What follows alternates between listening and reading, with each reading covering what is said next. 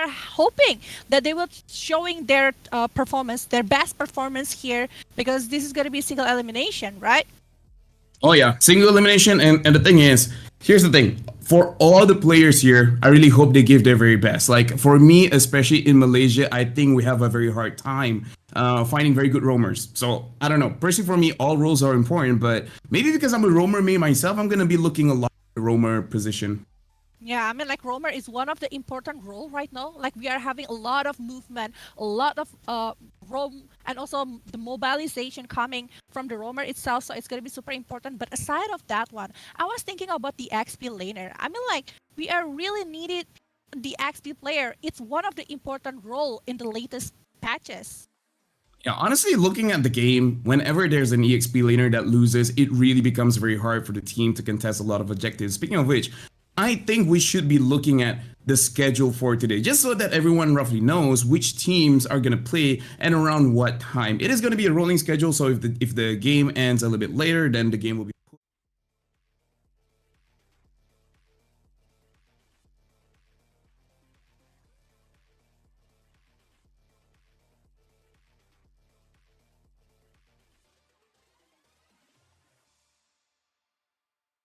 Ice going up against Adudu Gaming, which again, I have no idea about any of these teams. Yeah, I mean, like I think I've heard about Aodudu Gaming before, but I don't think like I don't know if it's the same team or not. But the name Aodudu Gaming is actually kind of familiar for me. But yeah, the first match again. If we can talk about the first match here, just like what you're saying, we have no idea, we have no clue, we have no expectation for this one. We are coming in the blank paper, and hopefully from the first game and going for the maybe second or third game later, we can try to build up some expectation or maybe some things that we can tell the others later. Here's the thing: I'm looking at all of the teams here as movies. I don't want any spoilers, right? Oh, okay.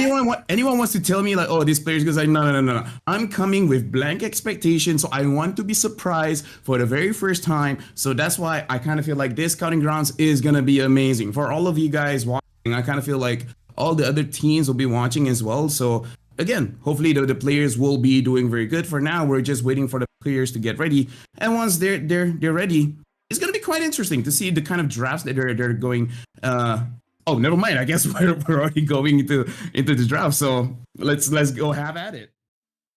Yeah, and the draft it's gonna be like super important coming from the previous patch, right? Like it's coming in the before the MSC, so I think Yeah. like it's kind of new. It's really need to be fast to be adapted by the other players or the other team here to be played for this tournament. And I'm not really sure like what kind of preference that they are having, but Mensis are coming as the first ban here from.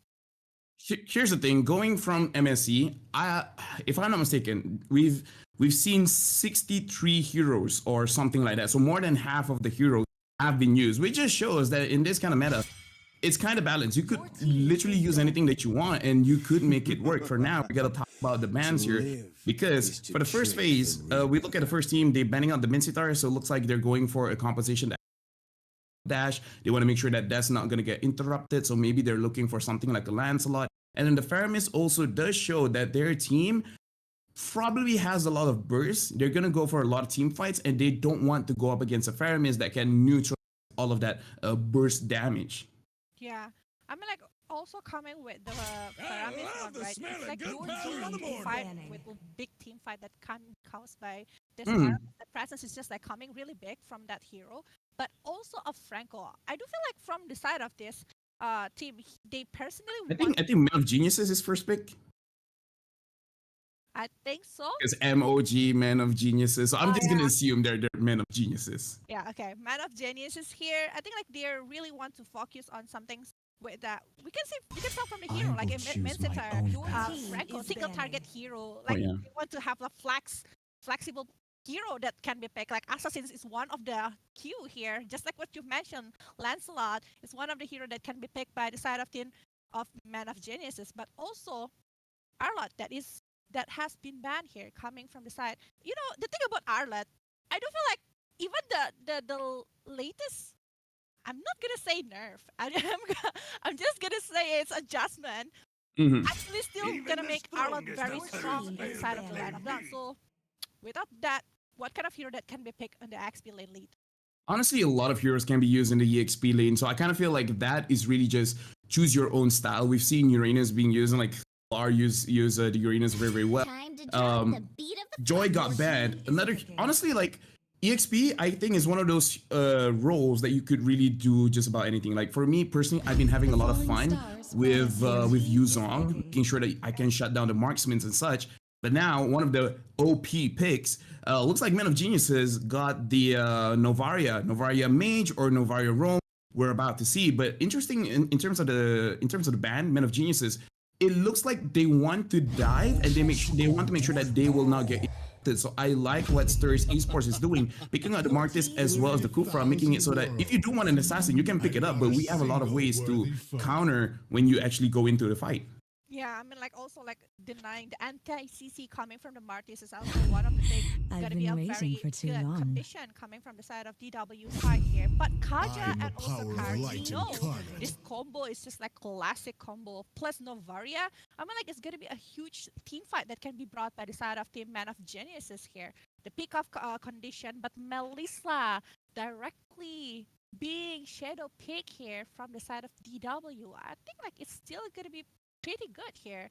They really know how to actually counter react by the reaction coming from the side of Man of Geniuses.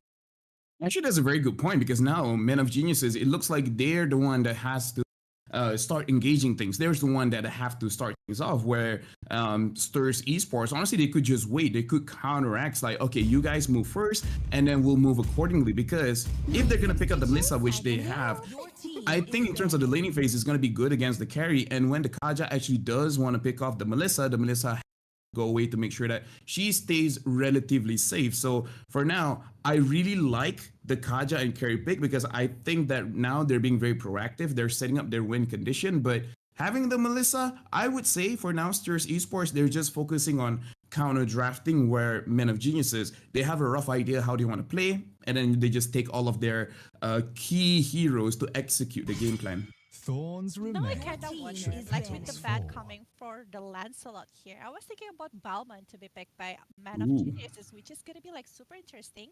Like we know how he can play aggressively towards this Martis along with the Kufra with that leather counter, and I think like it's gonna be a good idea. But I still don't know. This is just a guess coming from me.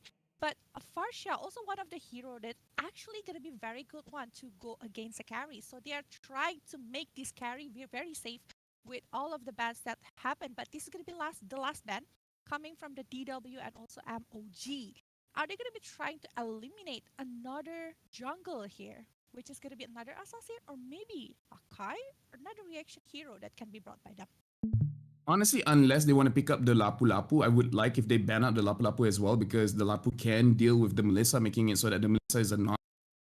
So either ban it out or pick it up a little bit later because the Lapu should be okay going up against the carry. Not ideal, but again, just to make sure that the Melissa is fine because if you want to ban another jungler, I was thinking something like a Hayabusa, but no, they're banning out in EXP, but they're banning out the Yuzong, which I did say feels kind of good right now just because you can go directly to the backline and you kind of don't care what's going to stop. Mage dies, I've kind of done my job already. Yeah, but like Yuzong is just like a very good point to go to the backline. But I'm thinking about Teresa though. I think like going for this kind of combination, I think like Teresa gonna be a very good opener, very good initiator for the side of MOG.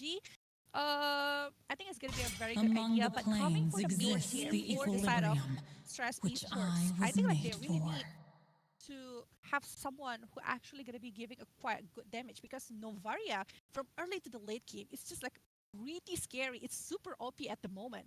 So I'm currently thinking about having hero that can counter react as well. Lilia is still gonna be an option, right? Yeah, honestly, Lilia is fine as an option because at this point, I would say of all the roles, the mid laner doesn't have that much room to move around. If they want to pick up something like I was thinking of one here, like a Kadita, just to make sure that they can burst the carry very very fast. It would be pretty good as well, and make sure that you can survive by yourself. If you see the Kaja, you can kind of run away. But for now, they have an option whether they want to pick up the EXP or the Mage. Do you want to make friends didn't think about the Nana, but I guess it works out. Just put the Molina out, and then the card win. And I was talking about Lapu-Lapu and Lapu-Lapu as we. Okay. I never thought that Nana will be picked, actually. Just like, I have the same reaction with you. I have the same reaction. I think, like, it's going to be super annoying lineup coming from the side of Stress Esports, right? I mean, like, Nana, Martes, Melissa, Kufra. It's super annoying heroes on their hand. But are they going to be having a quiet, good time? I mean, like, Nana in the early game doesn't dealing tons of damage. Not a lot. Yeah, no. Compared to Novaria, that we know how crazy it comes, right? And with the presence coming for Hayabusa, the Molina, it's not going to be working really good to go against it, to be honest. Yeah, well, the two heroes that I thought should get banned, the Lapu-Lapu as well as the Hayabusa, didn't get banned, so they're going to pick it up for themselves. Because, again, for now, it does look like Stir's Esport, they're counter drafting, but they're kind of giving a lot of leeway for Men of Genius to pick up the heroes that they want. Because looking at the draft, it looks amazing. But we do have to say that the Nana does scale up pretty well once the Nana is full build. You can deal a lot of damage towards the carry, especially if the carry does not respond with either Athena Shield or the Magic Blade, Rose Gold Meteor. But again, looking at the composition coming in from Man of Geniuses, I kind of feel like you don't have to go to the late game. Ooh, very interesting. So this is going to be an EXP and Harley in the jungle, which might be good. This is super interesting. I never thought they would come. That's why they are not having that kind of mage. They were expecting something else. They are expecting Harley on their hand. So the Nana, the purpose of the Nana is actually going to be only the Molina Blades along with the Molina Smooch to actually like giving a lot of nuisance inside of the big war. And then the Harley will just come around with the Deadly Magic and Pocket Tricks. And it's just like going to be dealing tons of the damage to the opponent side. So it's forcing the players to actually making over the Athena or maybe the other kind of magic defense to hold up the damage coming from the Harley. But on the other hand, we are also seeing the Martes. So they're really playing a really good chase game here coming from the SAS Esport and also the Man of Geniuses. I cannot wait what will happen inside of the Land of Dawn, Lapfel.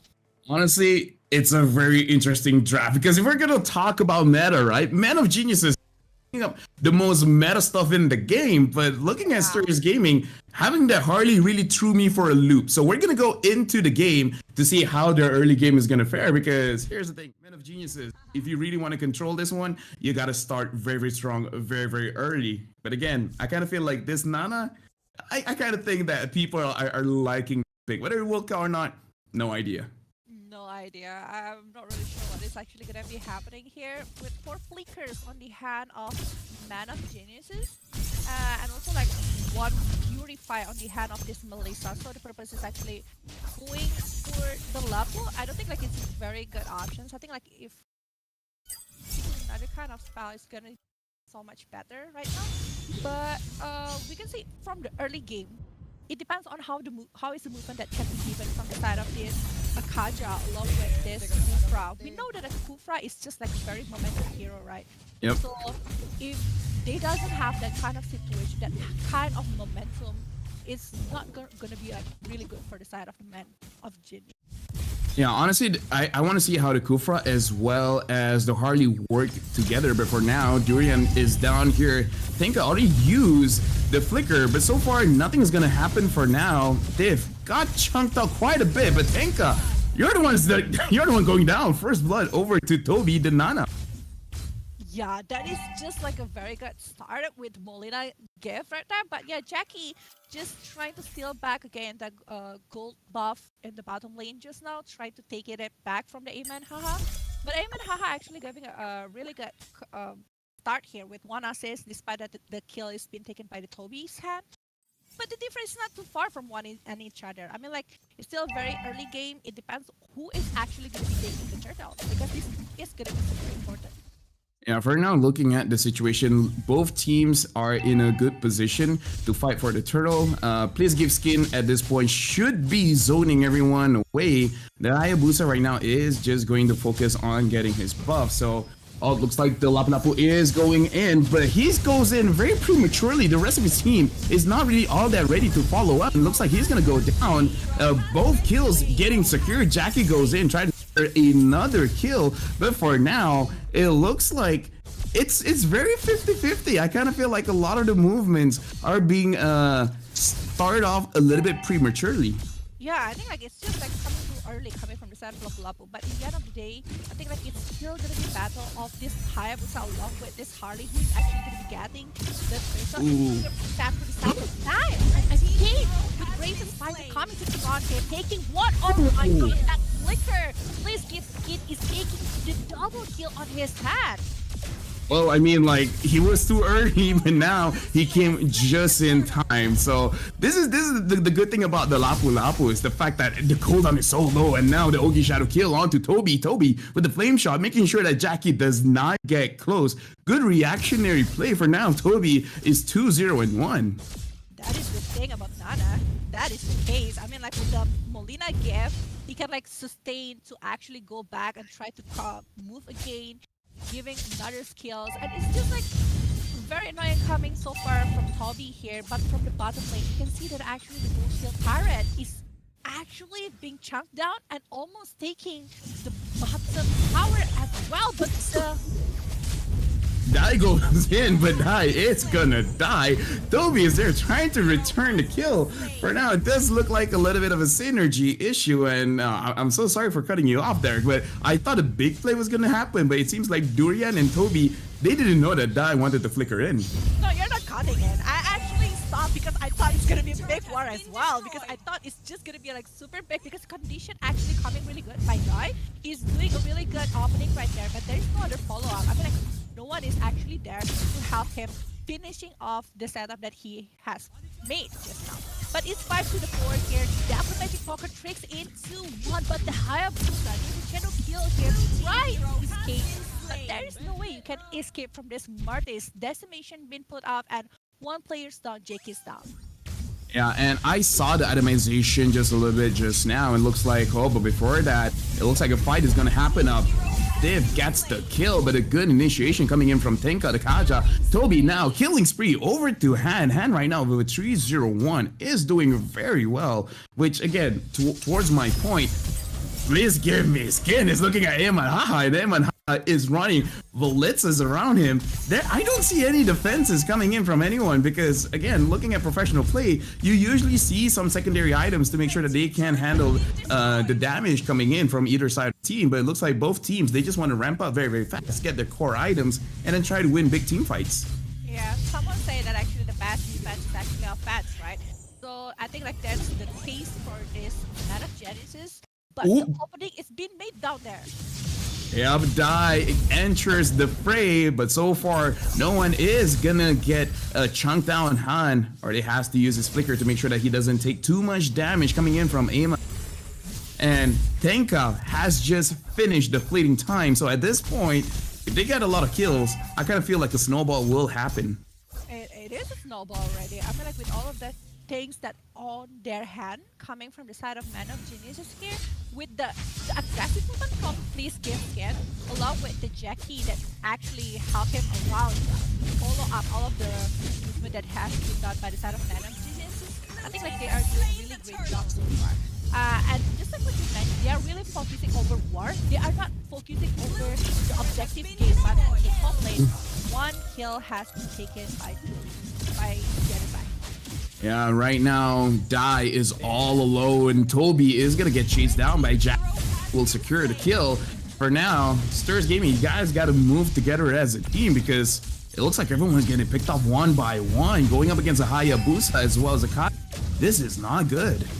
This has never been good. I mean, like all of the, we can see from all of the waves, all of the turrets is always going for the side of Man of Geniuses at this moment. And even they're already securing the third turtle just now. So I think like right now they're really confident with all of the movement, all of the advantage that they have. Even Han getting the unstoppable on the top lane. It's 5-0-1 for a carry in this first 7 minutes. It's already crazy. And that's why it's a very dangerous combination. But looks like Tenka got there, and there's no way for you to go. Die will secure the kill. about to say, the Kaja and the carry, especially when the Kaja has the fleeting time, you kind of don't have to care about your cooldowns. And now the Ogi shadow kill onto Toby, and Jackie is out of there. And that was a very good call, because I kind of feel like if he stayed, never mind, Jackie is gonna get chunked down, and Eamon Haha secures the kill. That is a very good catch up coming from the side of Eamon Haha. He knows where this Hayabusa's going, and he's take that one down.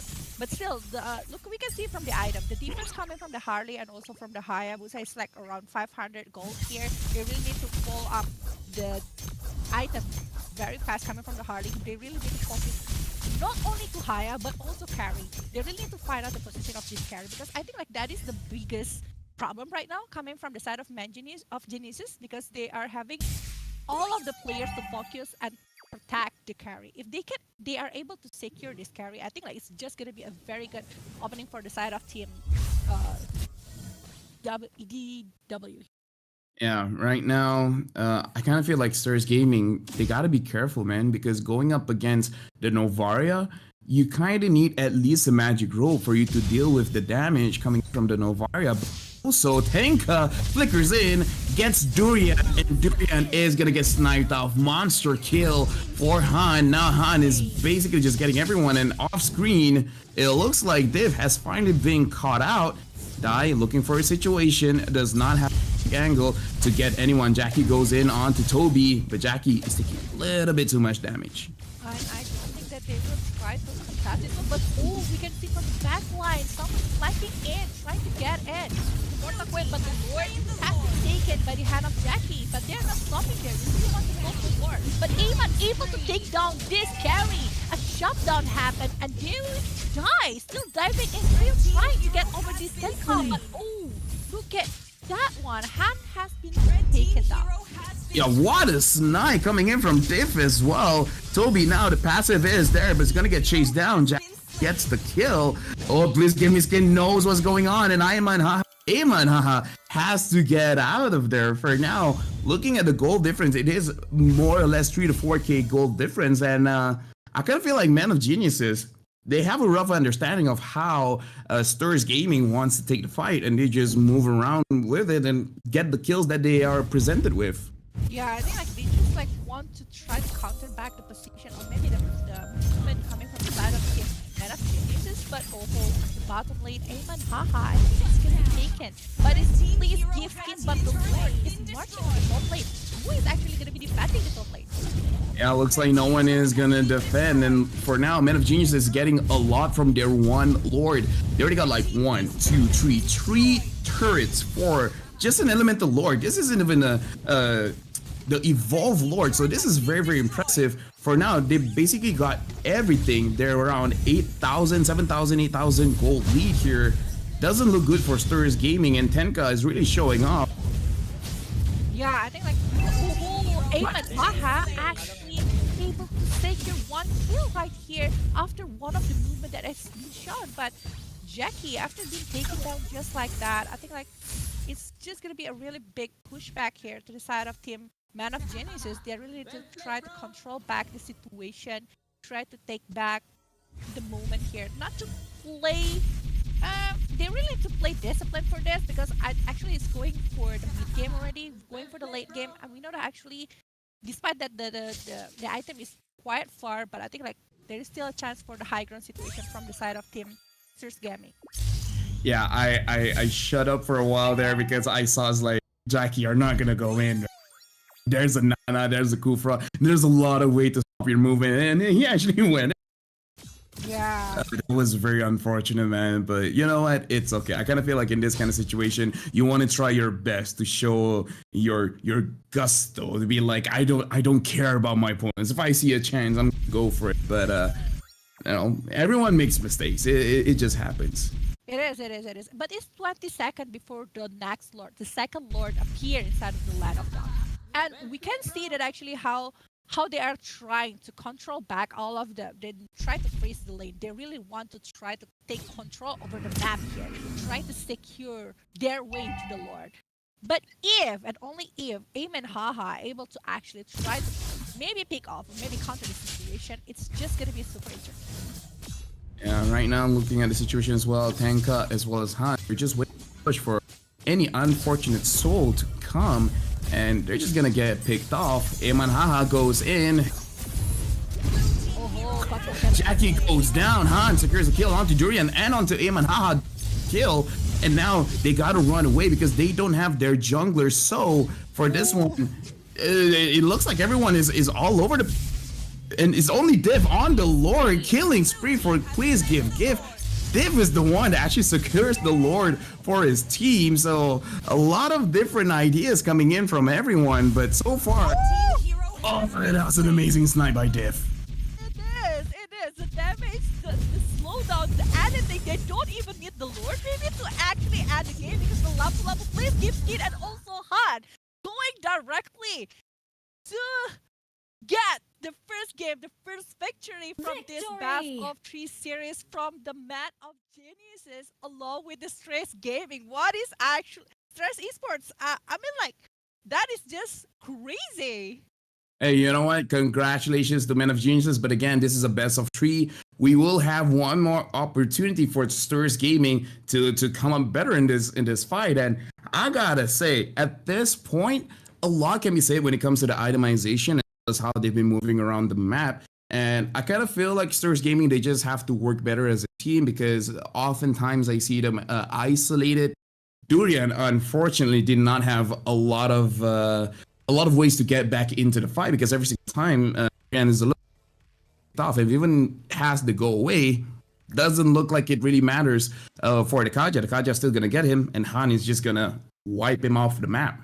Yeah, I mean, like, coming from the Kaja along with the carry is actually giving a lot of disturbance to the side of Stress Sports. So I think, like, it's like giving a lot of things, and also the rotation focusing towards the lane of Melissa. Like, we can see how many gangs happen into his lane only, and it's causing so much trouble. Even 0-3 in the first 5 minutes, it's just like a lot of things to be handled. The growth coming from the Melissa, it's so much on the item dependence, right?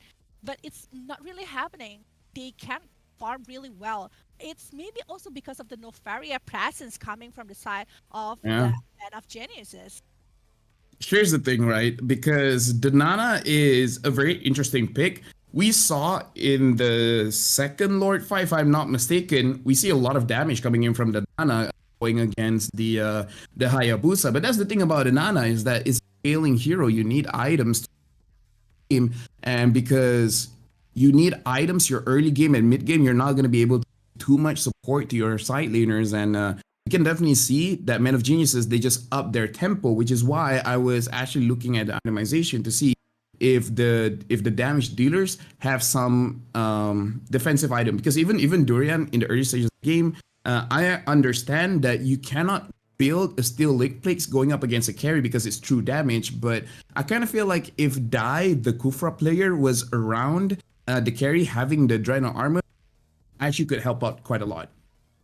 I think that is the case here because of the Kufra also needs focus over their Harley. But yeah, I think we should move on to the second game here because the second game is actually gonna maybe pretty different rather than the first game. So we will just jump into the second game to actually see the draft and the picks here. Is Novaria gonna be banned or not? Is it gonna be let go again? I kind of feel like just bat it out because again, those snipes were disgusting. And the thing is, the Astral Echo actually revealing everyone's positioning, making it so easy for Raja as well as the Hayabusa to really see, is it good for them to go into the fight or not? It really helps. If you want to let go of the Novaria, I really feel you need some kind of way to go up against the Novaria, something like a Talia, something like a Hayabusa that can just lock her down. Yeah, or maybe like having like quite good damage dealer The as fallen well stars on your brought us team. But here. yeah, Novaria, just Banned ban it. out. It's better that way rather than having it on the land of dawn. But yeah, Valentina, Novaria, we saw the movement before.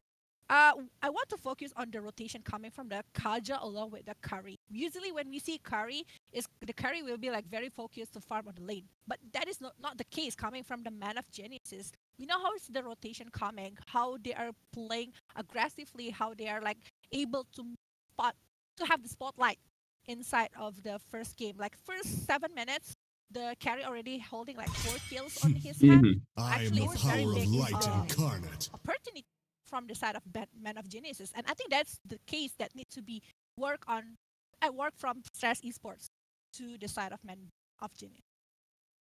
Now I want to see Thursday Sports since they are the first pick. I want to see if they want to be more reactionary or how they want to take control of the draft. They've banned out the Kaja. I think that's very good. I kind of feel like even Durian is like, okay, oh wait, I will choose my did they own change path. players here? Because Durian is not in this lineup. Ayman Haha is there.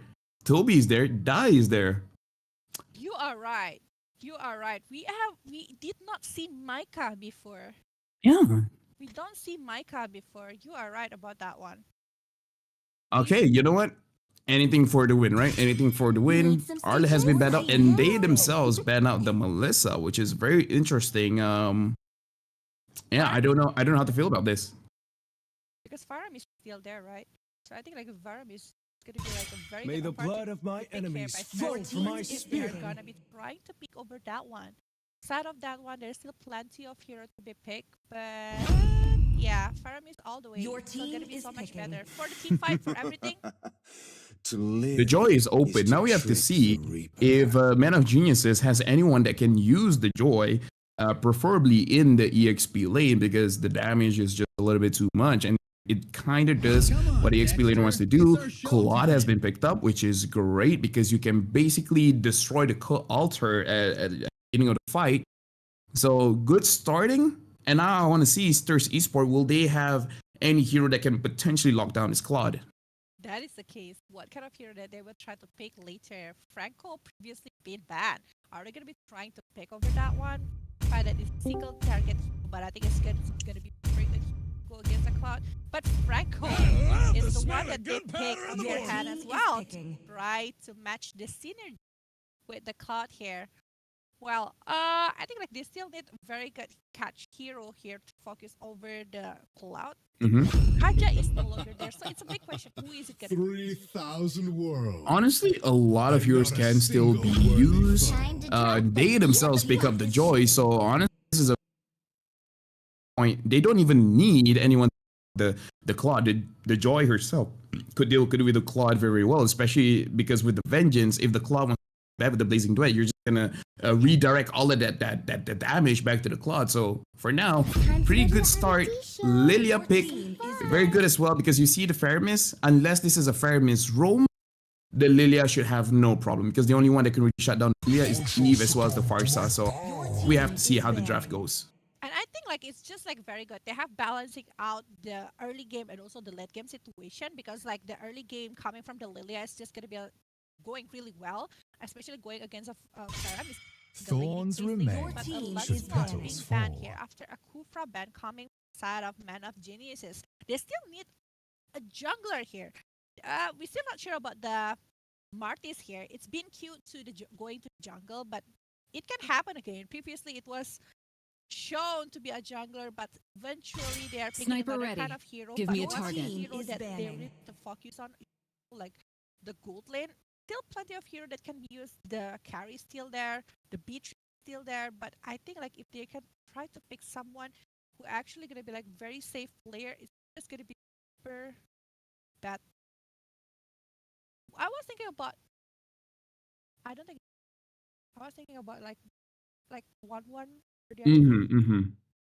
Yeah, looking at the drafts for now, it does seem like Sturdy Sport have a rough understanding that Jackie really likes those assassin kind of heroes. And honestly, even my own experience playing the Faramis as a mid laner, I really don't like going up against this because they could just come up to me, deal a lot of damage, and then I have to use my altar early, so I don't have it for the team fight. So for now, honestly, I kind of feel like, yeah, just because any kind of assassin is perfectly fine. Now they got the Ling, and we don't see any lockdown yet coming in from Stirs Esports. And the thing is, Kaja is not there, the Franco is not there. If they want to pick up an Akai, it might be okay, but I don't know. For now, the scaling on Men of Geniuses is actually.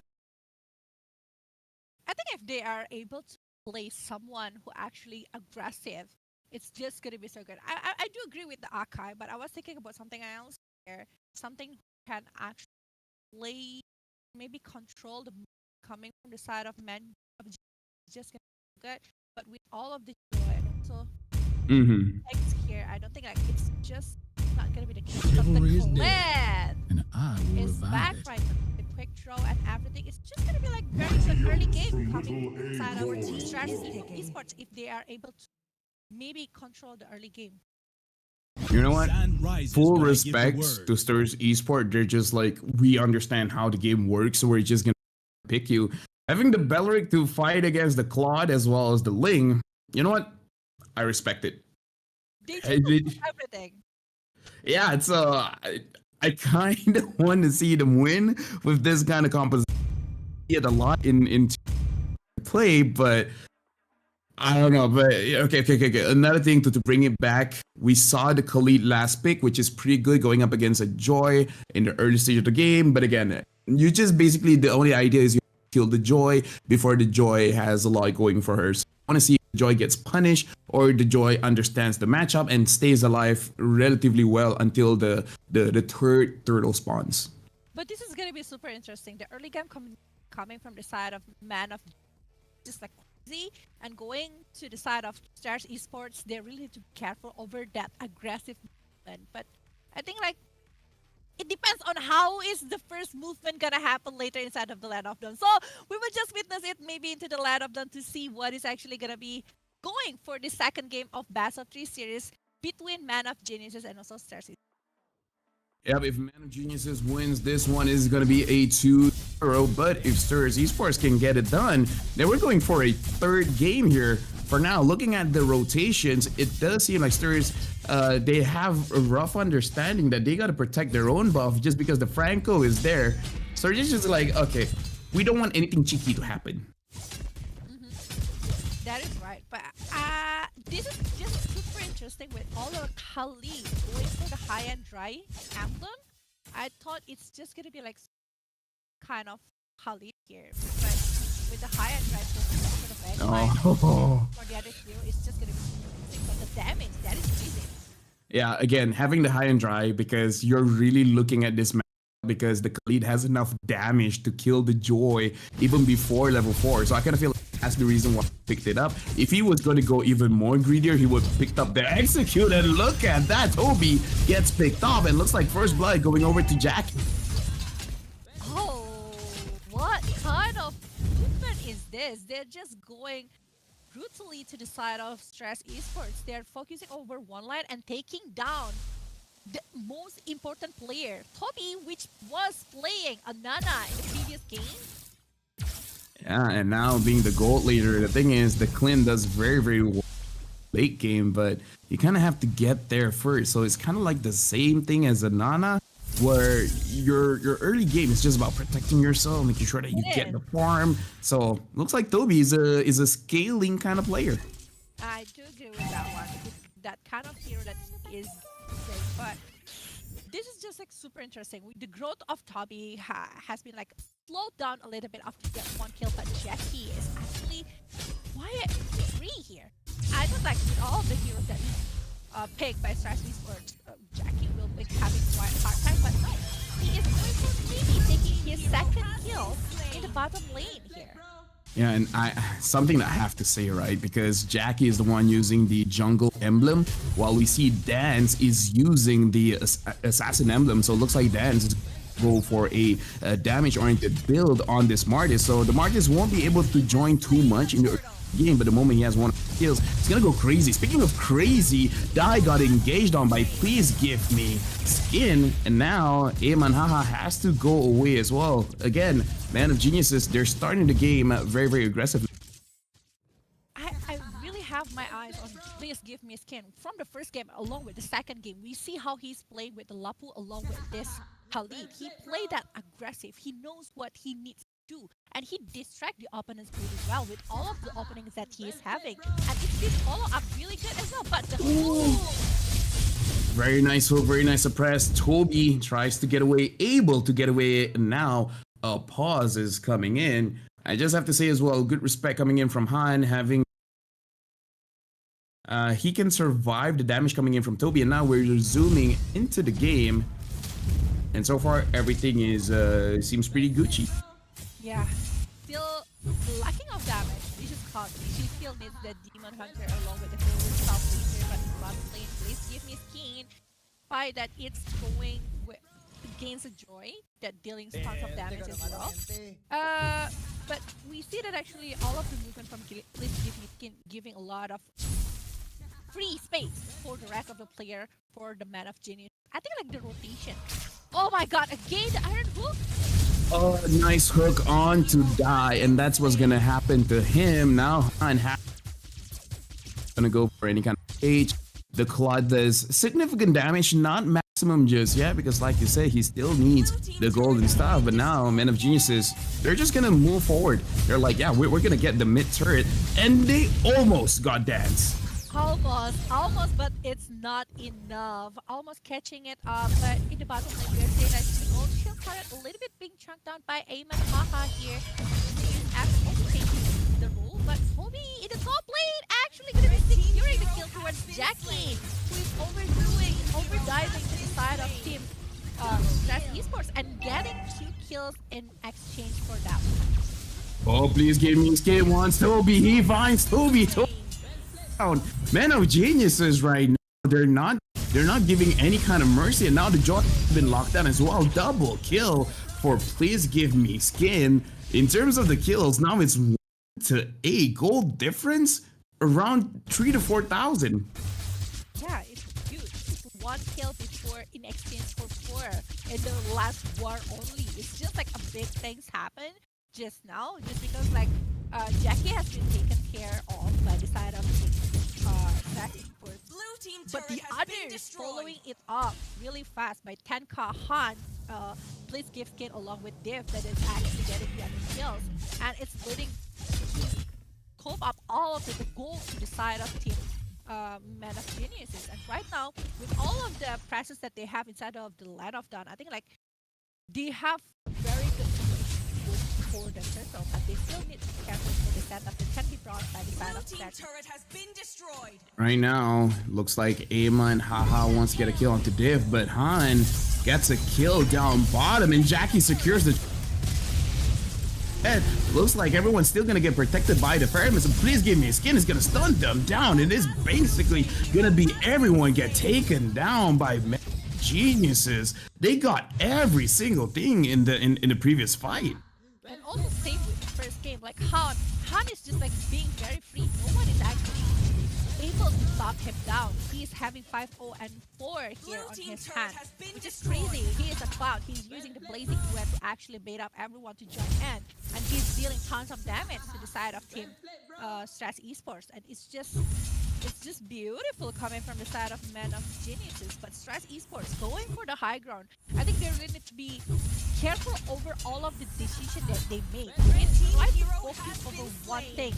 They got Jackie in the top lane, but they really need to be careful over the boost that can be brought by the cloud in the bottom lane. I think showing off a little bit, but again with a stat line of 0, 0, and 8, and almost getting that. He's looking very, very comfortable. Aman has to be careful against Franco. That's not this big. Please Give Me Skin is still alive, flickers out, and looks like all is gonna be good. Han damage onto Dance. Again, this is a damage. Marta is not being able to take a lot from the. What just happened? It's a 3-man going against a Khalid that is using a high-end dry emblem, but it's unable to knock him down. He still survived, and even going back again without being picked off once, not even once here. I think like all of the movement, they just like trust in their damage. They believe in everything that they do, the discipline that they have. Despite they still need to work on that one, but I think like the combination that Man of brought is just like super good. Lilia only have 2 items, but that 2 items is just very important.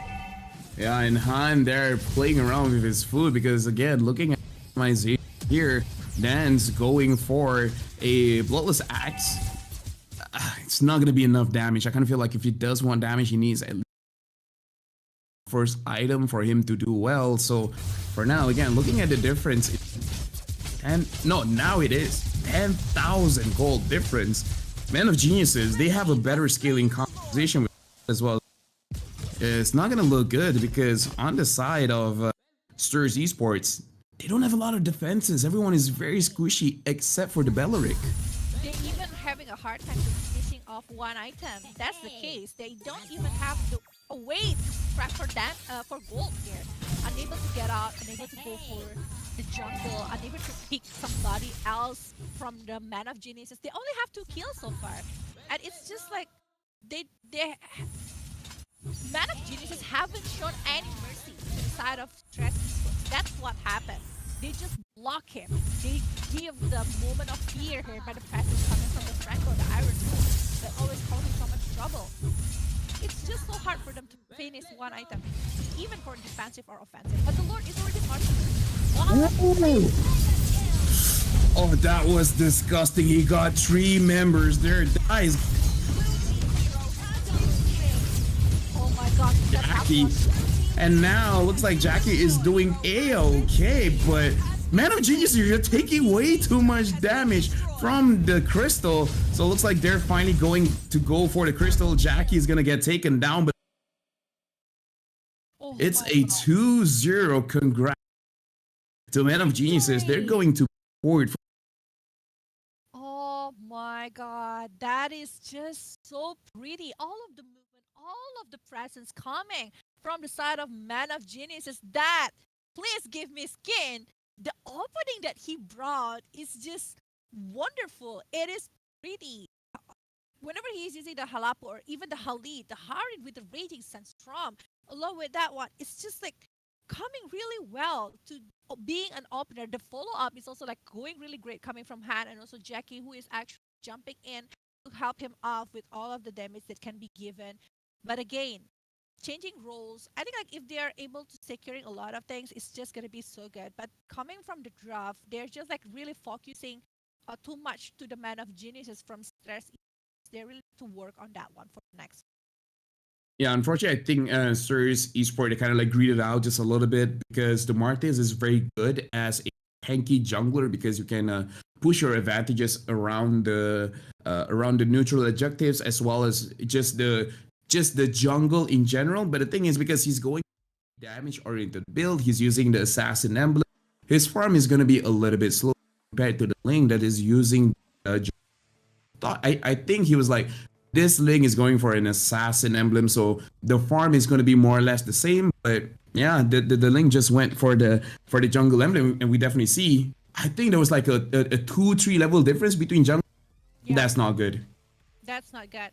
Even we can tell all of the pressure that was given before the early game. It's just like see how is JK able to securing a lot of jungle along with the kills, but the rotation coming from Martes, the one that we usually see, like how aggressive the Martes is unable to be shot on previous games. So yeah, before we're jumping for the second series, we will take a short break to see what is the preparation coming from the teams that is going to be playing for the scouting grounds, Mobile Legends Bang Bang. So me and LaFell will be back in the 10 minutes break. So don't go anywhere. Please stay tuned.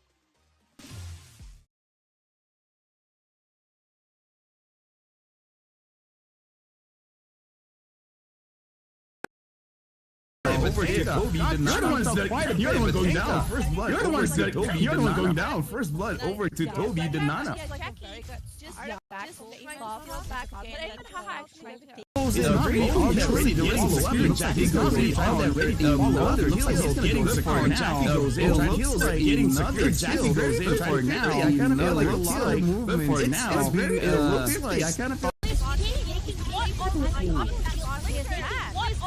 Well, I mean, like, he was too early, but now he came. Well, I mean, like, he was too early, but now I mean, like, he was just in his defense. So this is just now the claim. This is the claim shot. Now the OP has that.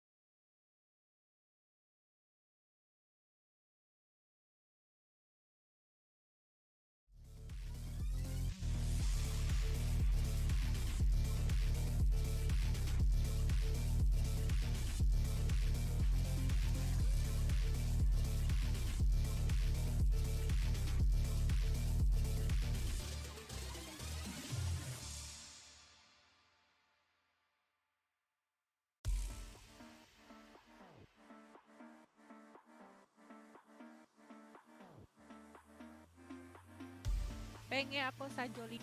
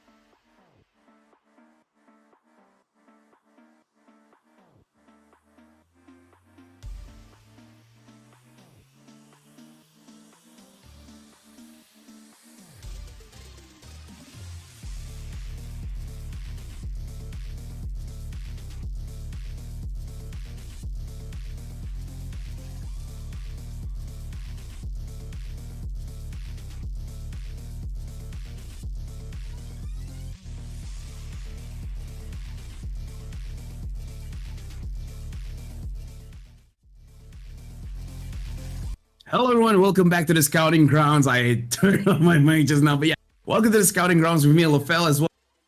Just now, we had a pretty quick match between Men of Geniuses and Stirs Esports, so we got through pretty fast there, Village. Yeah, it is very fast. All of the draft is actually very interesting as well. We see a lot of the difference coming from both of the teams. Don't know what is actually going to be happening later on, but one thing for sure, I am so grateful to be inside of the scouting grounds, Mobile Legends Bang Bang. That is brought to you by Hotly. Also, Predator. Thank you so much for making this happen, for helping us to see and scout some players in here inside of this scouting grounds. So yeah, again, we've gone through our first best of three. We're gonna see the next. If we could, we'll see the schedule again. Just which team is going to be playing right now, and again, Yeah, I think but for now, yep, we're gonna see Bocha Fighter going up against Plus Ultra. yeah, Bocha Fighter along with Plus Ultra. Back to the blank paper again. We don't know anything coming from both of the teams here. We are expecting something spicy coming from both of the sides. We want to know what kind of things that they will try to put inside of this one, what kind of draft as well, what kind of gameplay. We saw some aggressive movement previously coming from Man of Geniuses with a very good and also interesting draft coming from both of the sides before. For this one, are they gonna be going for the template kind of draft? Only OP hero that we know? Or maybe they will giving us something special. Yeah, I mean, like we've seen Man of Geniuses really go in with the meta play. So yeah, we're Bocha Fighters going against again. You know what? We're just gonna refresh our memory. So we're gonna look at the draft coming in because again, we saw Nana, which again really expected Bocha Fighter going up against Plus Ultra, and I think Plus Ultra will be the first pick here. Yeah, Plus Ultra will be going against Bocha Fighter here for this one. And I think like going for the first and also the second pick, I think like late saw that actually first pick. I don't know. I'm not really sure. Is it like first pick was having a higher chance to win for based on the data that we have on the official tournament? But The it depends on falling the gameplay. stars brought us Your here. team maybe because Is of the heroes banning. that they are able to secure in the first phase. But Novaria already being banned here. The hero that is always caught our eyes with all of the damage that can be given by this. Good and bad because you're the first pick and then you ban out the Novaria, so it shows that you, as a coach, I might even like thread the needle and say, you know what, next time Time to drop the them to ban Novaria. Joy getting banned a little bit more traditional here for the Yeah. second pick, anyways. Yeah, I think like they just like don't want to see this kind of hero pick inside of the Land of Dawn, so they are just eliminating any kind of possibility here with the Joy and also the Varia. Arlot is still on the pool. If you want to mention another kind of hero that is still on the pool, you can try to maybe banning over the EXP or maybe the Mm-hmm. here because it's still gonna be available now. Yeah, definitely for both teams. I really do want to see if they are gonna go picks or they're because again, like I mentioned in the previous game, we saw the Nana, we saw the Fermis getting banned out here, so a lot of priority is gonna be targeted. I'm thinking here. Do they want to first pick something like a Eve? Because again, in pro play, a lot of people do like to take the Eve first pick. But if you want to take that one, definitely don't want to see the Now Valentina on Akai the enters the side. scene. Your Still team is available banning. up until now because the Akai just being banned here coming from that of Bocha Fighter. Valentina is still available and also Arnold. I don't think like it's gonna be Yeah. ideal to I pick will over choose that. my own is path. But the Arnold has been banned here, so if the Valentina is there, they can try to go for the Eve.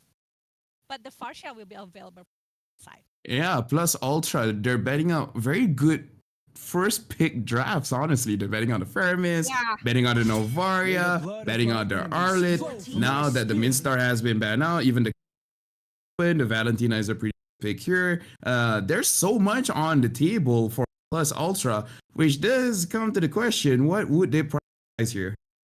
Yeah. Now you mentioned it, I just realized that they are banning all of that kind of heroes that is going to be like super good for the side of the Plus Ultra. Now they need to decide. Are they going to be picking over the Valentina? Or are they going to be picking over the other hero that is still going to be You available? are But first in the Your question. team is Yeah. picking. Glue is a very good first pick, and if you want to fight against the Glue, I think this is a good situation for you to pick up the carry so you can do, and then maybe even picking up the Kaja, making sure that you carry, don't give the carry over to Plus Ultra. Come on, Yeah. Dexter. Nope, Claude. It's our showtime. Same kind of hero, despite that I really like the carry idea. I think like the Kaja and carry is so much better on the combo that can be shown here. But the Cloud pick, I think like they just want to secure this one thing I with didn't cure the Valentina pain. also on their I hand. hunt. Actually, they have picking. big skills on the head of Team Bocha Fighter right now with the IMU along with a Blazing Duet is actually going to be dealing tons of damage late game.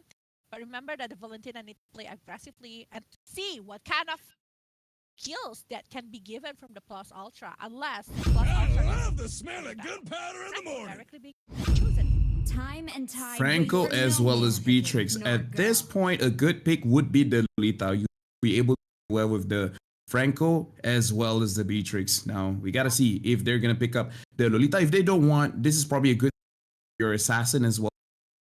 And up, or you know what? Maybe they don't want an assassin. Artist jungle works pretty well. Gotta be careful of the Franco, but other than that, should be pretty solid. For now, Bocha Fighter, it looks Not a single worthy foe. a lot of high mechanical ceiling.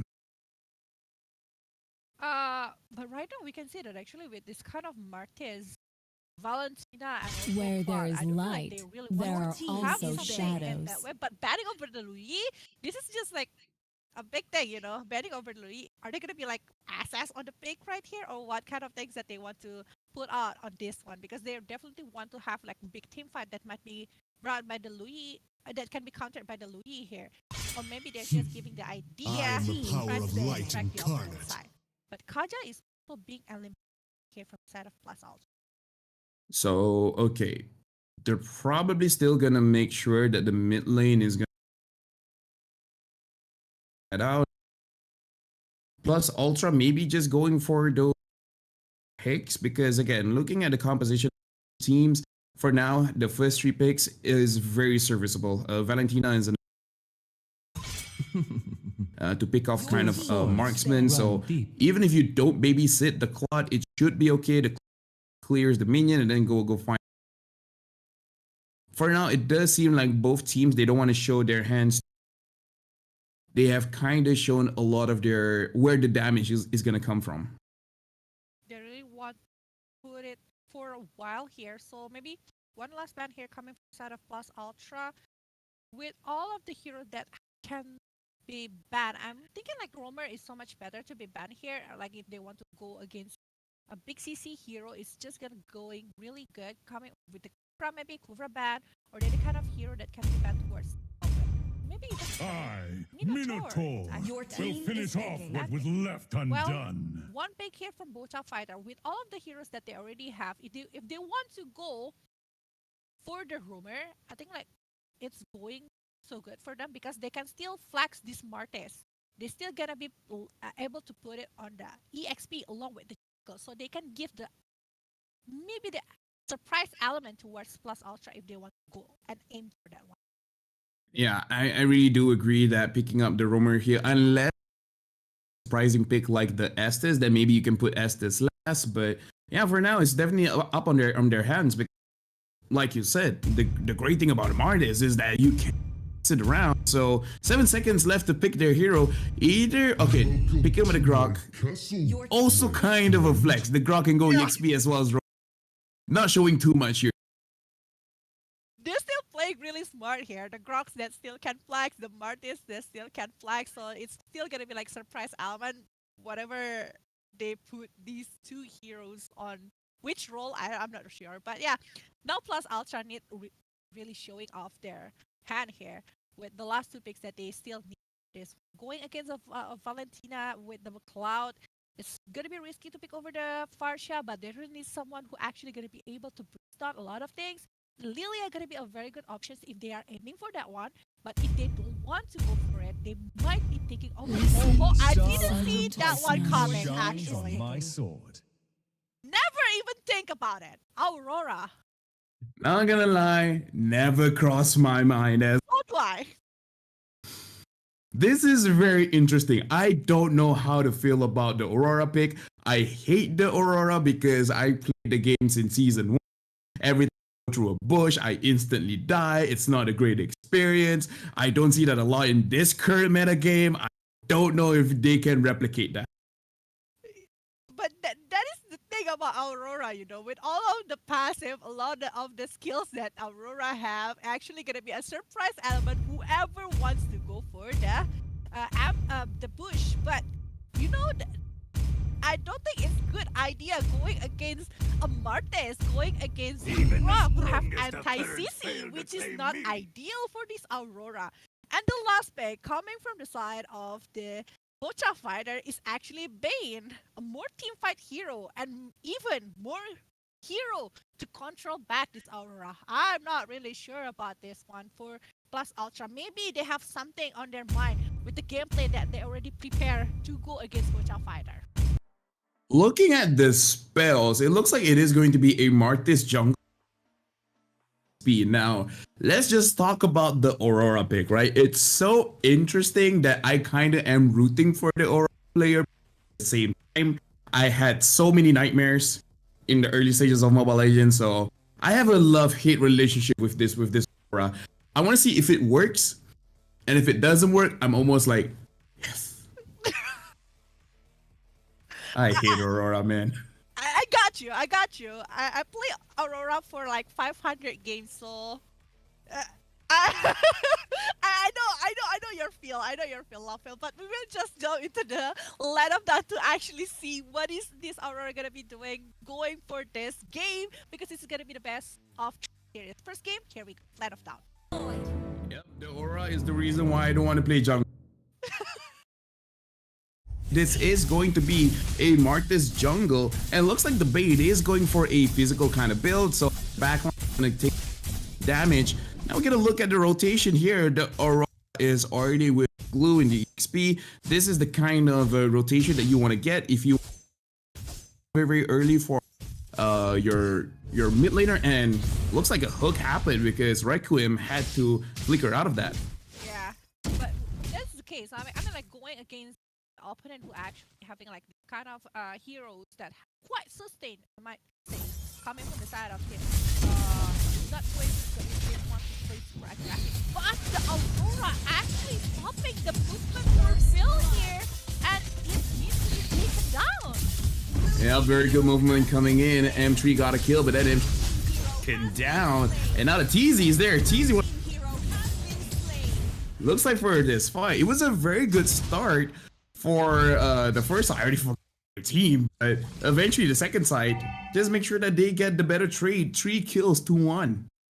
I think like it's just like a very good condition, like in the first side, but they forcing it a little bit too much to actually aim for more. I think like they run and then go back to so much better, but the whole plate actually, the damage is actually just like super painful in the top lane with the is knocked down by the Valentina along with that Cloud just now in the top lane with the Bane.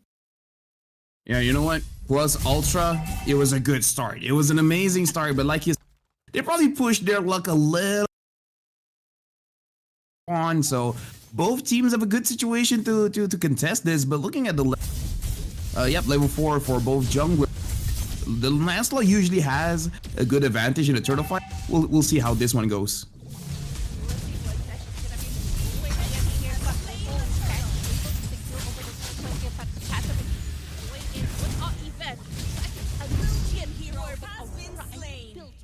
Open up the movement here, unable to secure a kill towards this Kenny that is still survived after taking one. Yeah, that was a very close call. And now we got to talk about the difference in gold. Around 1,200-ish difference. 4 kills to 1. It's a pretty good start for Bocha fighters, if I'm not mistaken.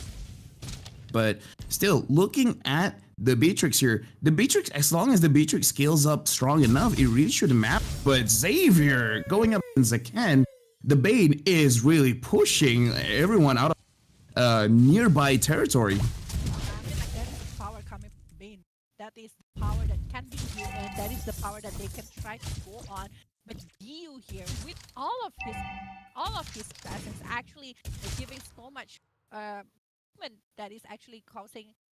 I haven't seen a very good Iron Hook, but I think like it's pushing back some of the players the opposite side. So yeah, we will see what is actually going to be happening next. But in the mid lane, to be honest, Lafal, despite that this hero is not really good setup hero, but I really really count of that. Oh yeah, dealing quite a lot of damage, and now Gyu gets taken down. I was about to say, you don't need early iron hooks as long as the mid and late game is all, but they're definitely not great. Interesting to see that the Bane is actually winning against the Glue in the EXP lane, because now Xavier not only winning his lane, but having good vision all around. Having all of the players focusing on him right now, trying to give all of the speed that he can towards this Cloud that is still very 1-0 and 1. But the thing is, like, the turtle is going on the top lane, so they really need to have a really good setup. Gyu is there. Yeah. Up. Never mind. Game pause out. Never mind. We're going back into the game. Not sure what the pause is about. And now Gyu is there as the Franco. Gonna try to find, even if not a good hook, as long as you can bite someone down. Now that they see the Grog instantly gets frozen. Gyu takes the kill for himself, and looks like the Iron Hook didn't actually connect. Maybe it connected, but overall got stopped. Kenny Bay again secures the turtle for the team, and now Zaken in the middle of everything. Requiem probably gets pulled back. No, he does not. What's going on? Kenny Bay gets the killing spree, and now Xavier up front. Double kill for Kenny Bay, and looks like Requiem in the back, and Zaken has to run away. Triple kill for this Martis. Oh my god. But the Bane still looking for more. They really want to take this second. But look at that one! That wall charge is just enough to take down this Lancelot. It's a big moment right here for taking down towards clear turret has been destroyed on the side of team I believe the first one is, I think the first pick is plus Ultra, the second one is Bocha Fighters, but yeah. Dude, again, looks like it is going to be quite one-sided, but Kenny Bay is doing very good. Not only with securing the objectives, but following up on those kills. This Martis, this is why you build tank on the Martis. Yeah, I mean, like, they did so much better. Even though last thing I said, they are focusing over the tank Martis. It's just gonna be like super good but earlier in the early game situation, and it's so much thing here. You can just like use all of the ability, all of the resources for the Martis to try to have the advantage for that one. I mean, like, the is coming enough, right? With the Mortal Coil, Asura, Aura, the Decimation, dealing enough damage, despite that you are making it to the tank. Now M3 is down bot and he's looking for a kill. Oh my god, he misses all. Guy got the kill, and now Gyu locking down TZ. TZ's gonna go down, double kill for the Aurora, and now M3 is just trying to take a little bit of damage. Kenny Bay got inside, and looks like he got hooked. Requiem has to flicker out of it, taking a lot of damage. Bocha Fighters, you guys are making quite a lot of mistakes here, and looks like Requiem wants to go away, but Muzan is not gonna let that happen. Secures a kill for himself. Big mistake coming in from Bocha Fighters. Oh my god, this is just like not really good ideal movement that can be brought by Bocha Fighters. It's actually gonna be a very good opening for Bot to actually get something else. But Kenny D again with the movement!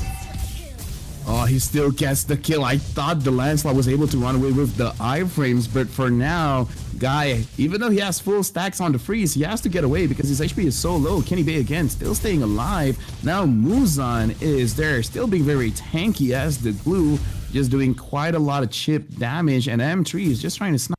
But so far, no one is getting caught. And looking at the bottom side, TZ is just going to take this opportunity for a push. That is gonna be a very good one. Because no one actually would be able to track that. But this current person that has been secured by the kind of figure, but Iron connect the turf bracket would be done. Not maybe like enough damage, maybe, but retribution is really big.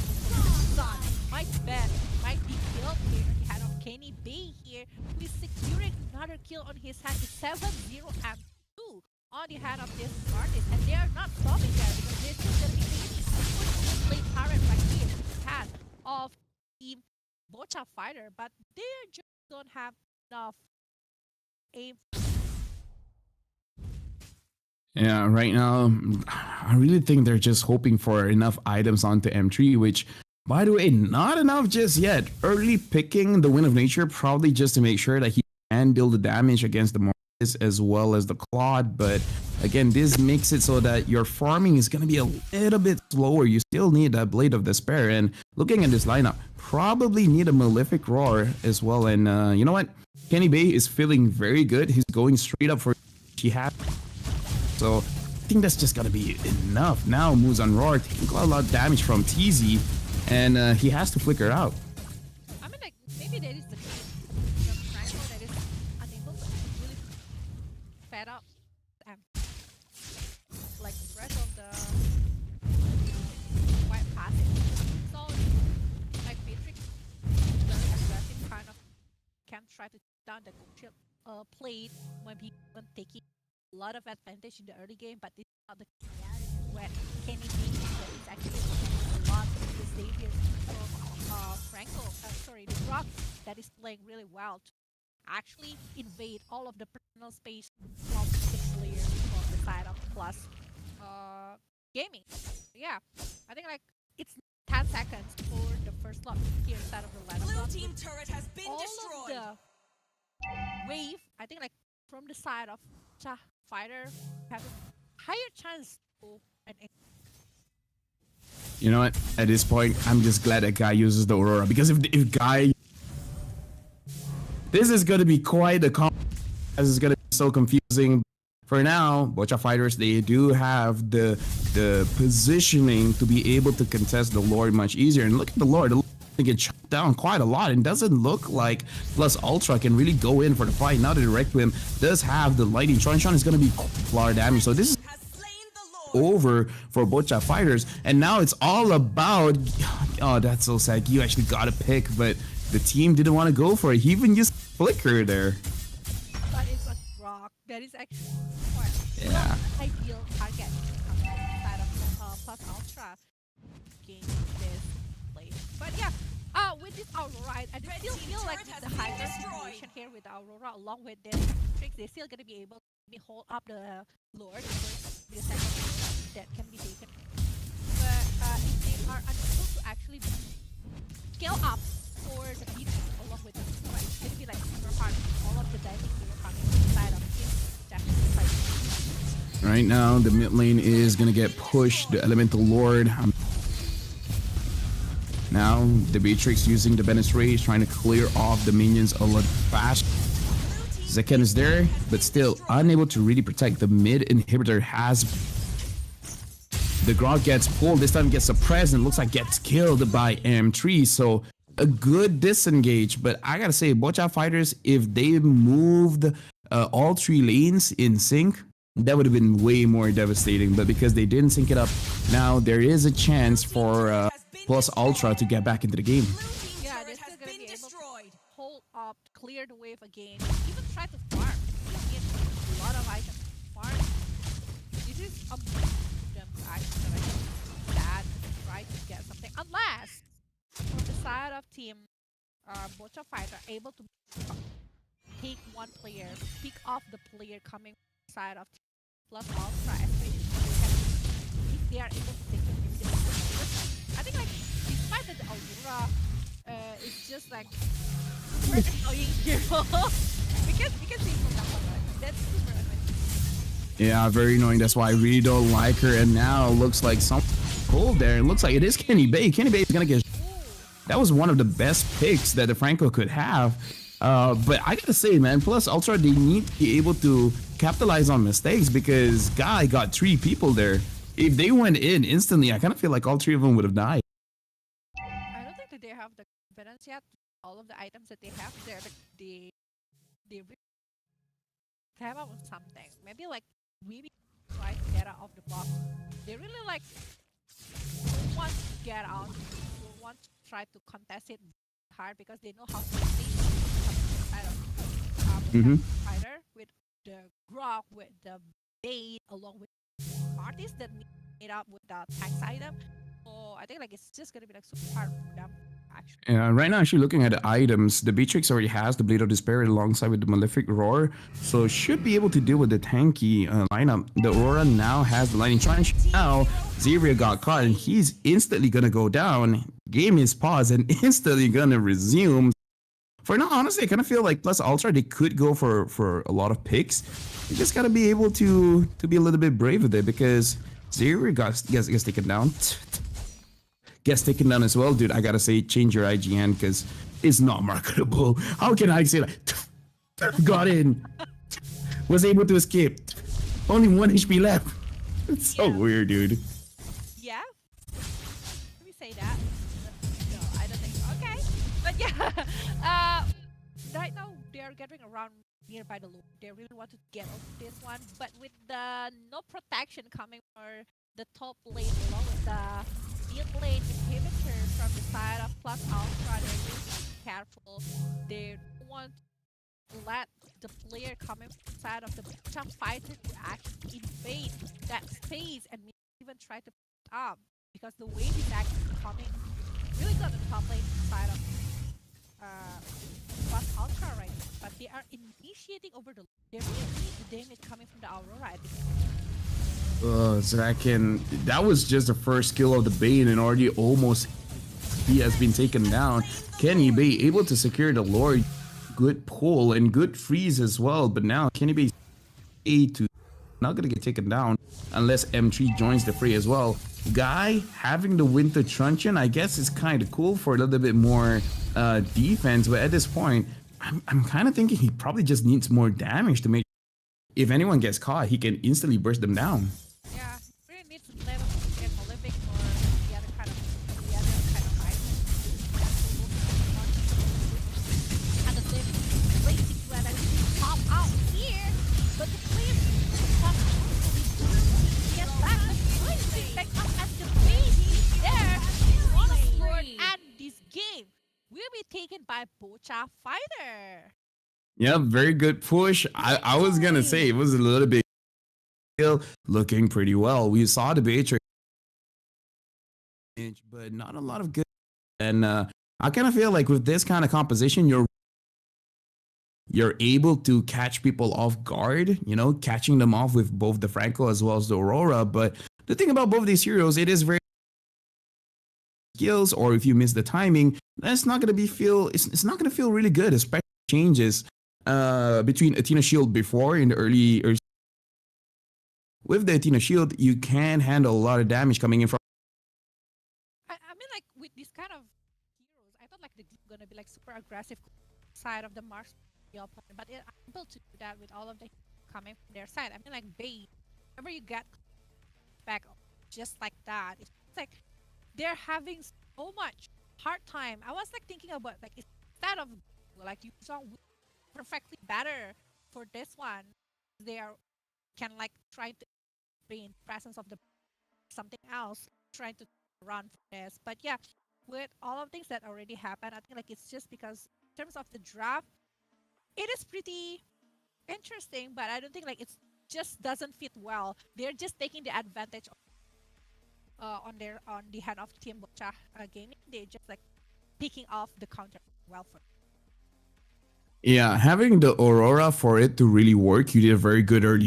You need to make sure that you have a good control of the map, good control of the bushes, so that when anyone comes through, you could kill them very very fast. But we definitely saw from the early Kenny Bay securing all those turtles, winning all of the fights, just became a non-factor anymore because you just don't win the early game, and if you don't win, your entire game plan scrapped and just thrown into the trash. So it was very unfortunate, but you have a very narrow time for position.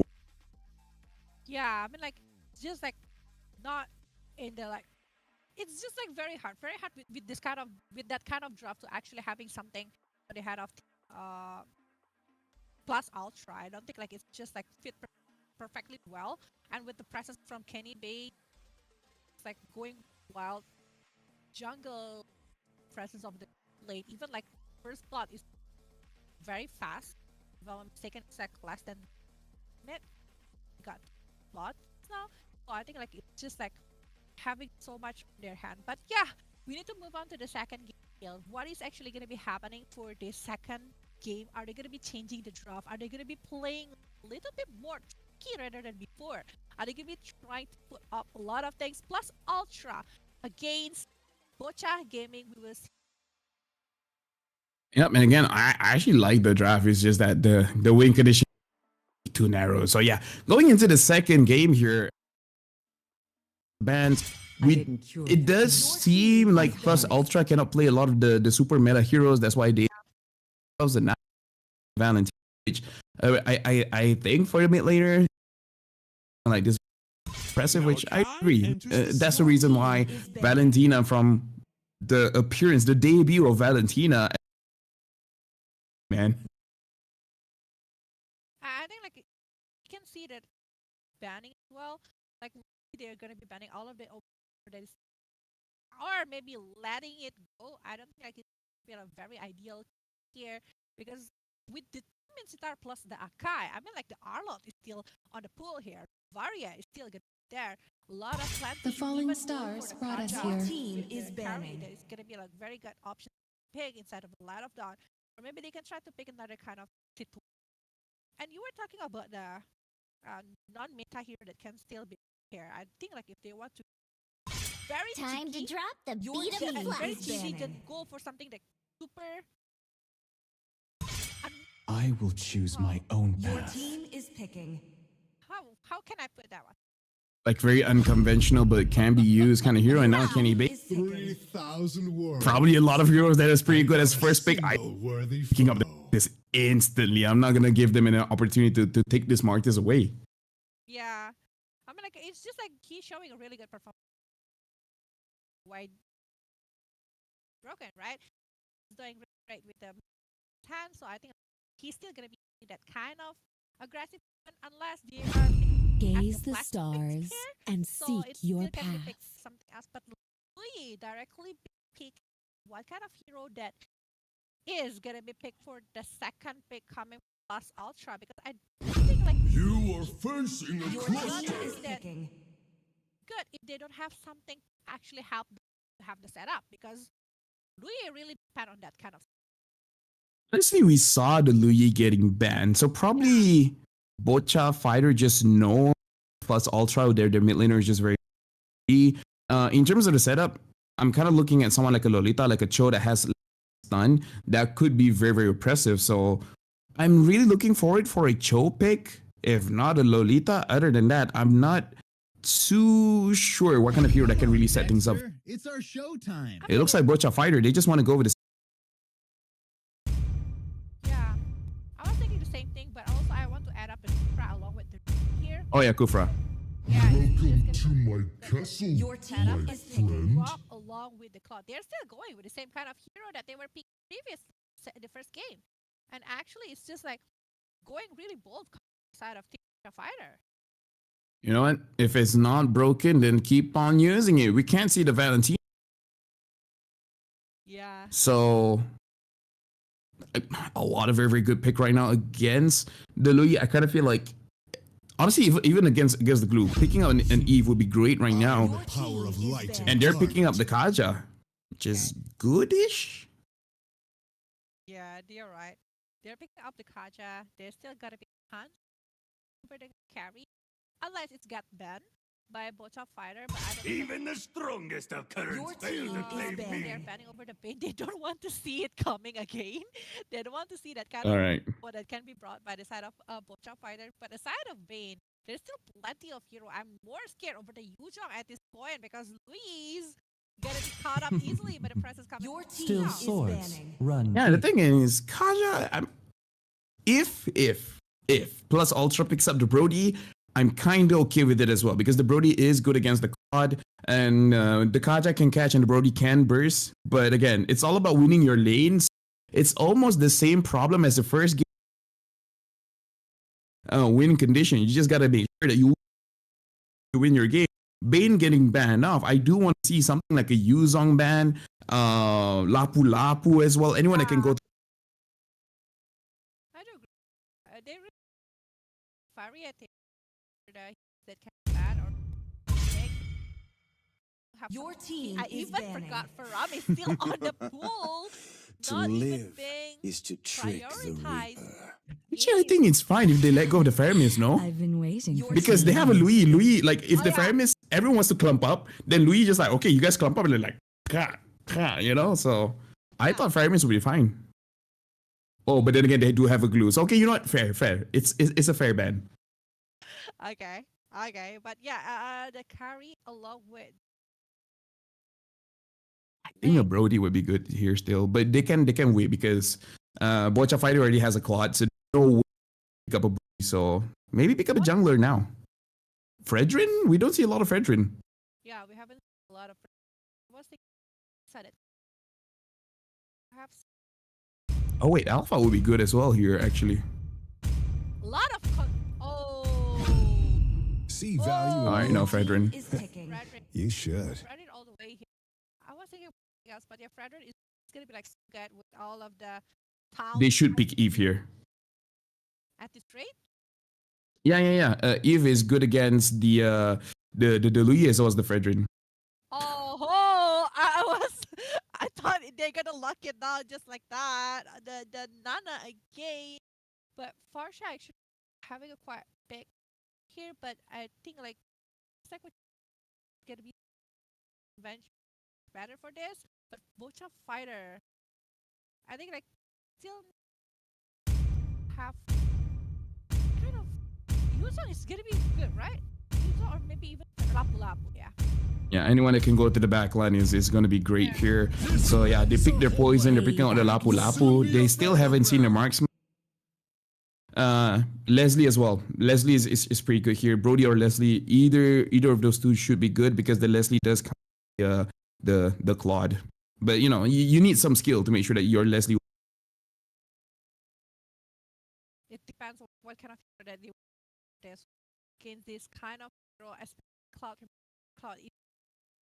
with this kind of blessing to it and also battle mirror. Want to stop it, they can use the but the range coming from Farsha is also one of the things that I'm scared of. What if they are trying to another kind of stay in the gold lane? Expecting but Time and tide wait that for is no like, man, again nor for girl. that is maybe more confident using the rather than the other kind of. So At this point, you know what? Plus Ultra, they have a lot of peel. They have a lot of good frontliners here. So M3 should be pretty safe, but they just got to make sure that they can take care of the Lapu Lapu. So the Kaja, I think instead of going very aggressive, I mean you can, but if you don't have an opportunity to go aggressive, just save your divine judgment for the Lapu Lapu because if not, the Lapu Lapu can every single crowd control except for suppress. that is gonna be super interesting. I think I do feel like the Lapu Lapu cost a lot of things, but we'll see inside of the Land of Dawn what is actually gonna happen. Second game it's gonna be a get or one and one and drag it. So ladies and gentlemen, we'll just jump into the Land of Dawn to this second series, Calling Grounds, Bank with Village and Lafeld witness the game itself. And I do feel with all of the draft right now, both of the sides, it's just need who with the Kaja here. I really want the Kaja to play aggressive.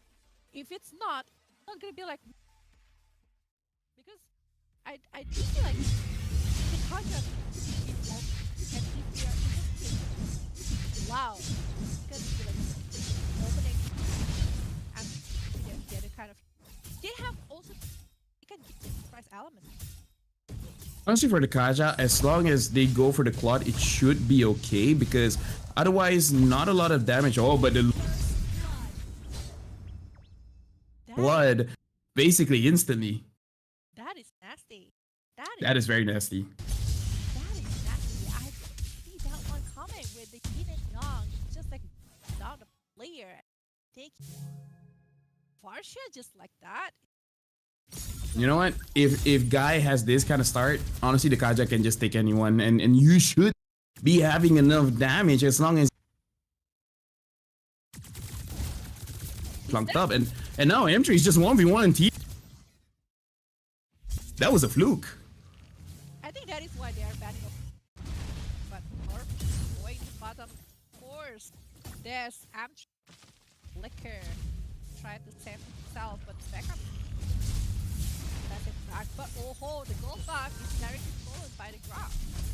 And now Gyu feeling a bit angry, making sure that the ground has no goes. Ken secures the kill using the retribution way. And now the Farsa is level 2, but Ginyu the roamer is level 3. This is not a has no place to go. Ginyu kill. What a difference in game number 1 and plus Ultra. They're the one controlling the game. They are having a kind of gameplay. I didn't kind of the discipline that they have, this sneaky movement coming from Eve, Zakin, and also Guy who knows how much damage that he can deal to the opposite side and the whole that's one. But again, with the retribution, secure the circle really good along with taken down.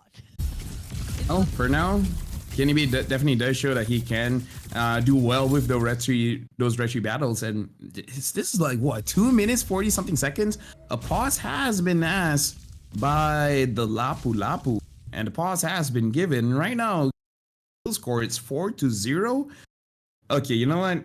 The first game, if Guy gotten the Luyi, it might have been a very different game. Yeah, it is. With all of the things that he is, the 3 on the 4 kills total inside of the ladder of them right now, Guy is like leading a lot with all of the opening, a lot of damage that is given. And but I think like with all of the conditions right now, C is still very on right. So I do feel like they want to focus on something. They let them like having more hard time with all of the aggressiveness that they've been doing. I think like they can do that. And right now with the Farsha that is unable to having really good even it's been taken down for 2 times right now in first like 3 minutes. It's just like not really good start coming from Farsha. Usually Farsha is the one that actually very aggressive with the Curse of Crow along with the energy impact, dealing tons of damage to the opponent and even maybe secure kill, but this is not the case coming from Farsha. Yeah, very, very bad start here. And again, look, oh my god, the Farsa has the least goal. 1,000 goal. Look at the Kaja. Even the Kaja has more 15,000. And again, having the magic robe very, very early, the Kaja can take the damage coming in from the far side. Now, it looks like Guy maybe wants to go for a lightning truncheon early and looks like getting caught. M3 secures the kill. Very fast rotation. Having quite a lot to say, making sure that best of 3 actually goes to 3 games. Yeah, I do feel like this battle might happen. But Ab almost get caught with Guy along with M3 that is firing knife but unable to secure the point right there. Still a very good pressure, but second doing with Kenny here. Kenny having a higher level, but with new facets. Fine judgment, unable to actually securing the Kenny, the anti-CC here. So I think like still gonna be a very good conditions right now for Kenny. But all of the gold that is almost 2,000 net worth lead here side of him. Plus Ultra, I think like they're still having a very good condition to do maybe what the objective for the turtle of the other tower. Yep, 2,000, almost 3, well, basically 3,000 gold. Plus Ultra basically has one item above Bocha Fighters. The turtle is up now. It does seem like Bocha Fighters, and looking at Kenny, the way that he's being the Divine Judgment and the glue goes in. Glue instantly focus on Kenny Bay. Kenny Bay is gonna get caught. Doing quite enough damage. Farsa for the airstrike, doing bare enough damage and second secured. Not only the kill, to Guy. Now Requiem has no triple kill for this Louis. That is crazy. All of the movement with the yin and yang being used properly by these Louis is just like perfectly well with this person towards the opponent, and Guy is just like super good to actually control his position, so he is unable to be being picked off even by the side of him Bocha Gaming here. But Kenny May still trying hard to secure the buff, but unable to get it. All of the jungle has been taken hand of Plus Ultra. They are playing a very different game rather than the first one that they were having inside of the land of town. And the pushes coming from this Plus Ultra is only happen in the mid lane. They really want to get over the bottom, but I think like the presence. Oh, beautiful judgment. Yeah, making sure that he gets the quad. Unstoppable for Gaia. Double kill. Someone stop this, Luis. Having 90% kill participation in this game for now. And says continuing the kill participation, Gaia now has like thing he hit before. Oh boy, you're in for a surprise after this. That is crazy. 10 out of 11 total coming from this, and not even one being picked off. One by the side of Team Bocha Gaming here. But going to the bottom lane, see that actually I'm being so almost, but it's not enough damage. And the Lucky will survive from this. Looks like he is. He almost got taken down, but I gotta say, they need a lot of this right now. Shield, they need radiant armor. People will be like, no, this is enough. You probably need 2 defensive items just to handle this guy. That is, I don't think like the inner shield is enough at this point. I mean, like, look at the damage, how much the ratio that is made. I think like this guy is just finishing off like what? The talisman along with the lightning truncheon. I don't think like he is going for another kind of genius one, not even finishing that one, but he is able to actually do that kind of damage. And the talisman just done just now, so he's gonna be using more dispersion. Actually, maybe get something. I don't see even a really good diversion right coming from the side of this Louis. Yeah. I mean, maybe he's just like, yeah, we don't need it. We have a lot of control. I think even if he does it, it's just to open up the map. Now Tooth is there and killing spree. Instantly, the Farsa eliminated 0-5 and 0. Oh my god, that is a ton kill happens. It's like less than 1 second, but the wild charge is actually very good opening, but do they have enough damage to take down the player coming from the side of Plus Ultra? No, they don't. They don't even have items actually giving enough damage. Kenny Bay playing quite passive rather than what have in the Yeah, right now, no one has any kind of boots. Not even having tough boots to handle against Guy. Again, I kind of feel like in terms of damage, they don't have enough, definitely. But even if they do have it, it doesn't matter if you guys just die. Like, at least a tough boots, man. At least get a tough. I think like they really have the priority towards the item. But the helmet is done in the hand of Ken Bay. So they might be aiming for something else, but Blade of Despair plus Malefic Roar has been done by Amazon. So the position is there, the physical attack is there, playing with the that is gonna be super painful. We can see from the level gap as well. Look at that one. M3 is level 10, well for C is level 9. And the gap from the Farsha is 3 levels gap. Yeah, even in terms of the gold, it's like 7,000 gold difference. Kaja pull. Xavier can't do anything. Is insane when it comes to damage. Triple kill for the Beatrix. Speaking of scaling, M3 now is gonna scale like crazy. 6, 0, and 4. Right now, kill score, ladies and gentlemen, is 0-15. That is massive. 15.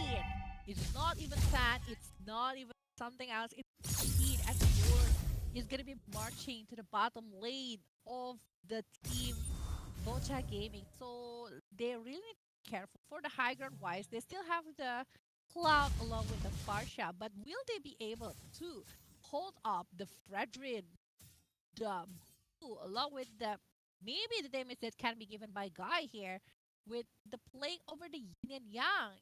Just like coming from all of them, how they are able to play with the AoE, actually having the control over the offline. And the Lord, they're gonna be right. And now Gyu actually catches the godlike for him. Kill. And now the Lapu Lapu has to use the flicker to get away. The Lord finally hitting in hit. For now, looks like they're gonna get it for and defend is going in with the bravest fighter, going straight against Guy. Your positioning is like a fighter, godlike for Guy. Finally have to use the flicker because even he knows like oh, little. And the thing is, plus Ultra, they gotta be very, very careful. They don't want anyone to die. Now in the mid lane, they better back off because here's the thing: when you're playing rank, if you're having a perfect game, the first person to die, you're like, okay, dude, you kind of suck. It's like not really good start with the Farses 0-6 and 0. He is the main target here coming from the side of Plus Ultra. Whenever he shows up, Gyu will be there with 1, 0, and 12. It's 13 participants coming, always there to help Guy, to help Am get what they want, what they need. And even getting the inhibitor in the bottom lane, it's already a plus thing for the side of the Plus Ultra because they're already having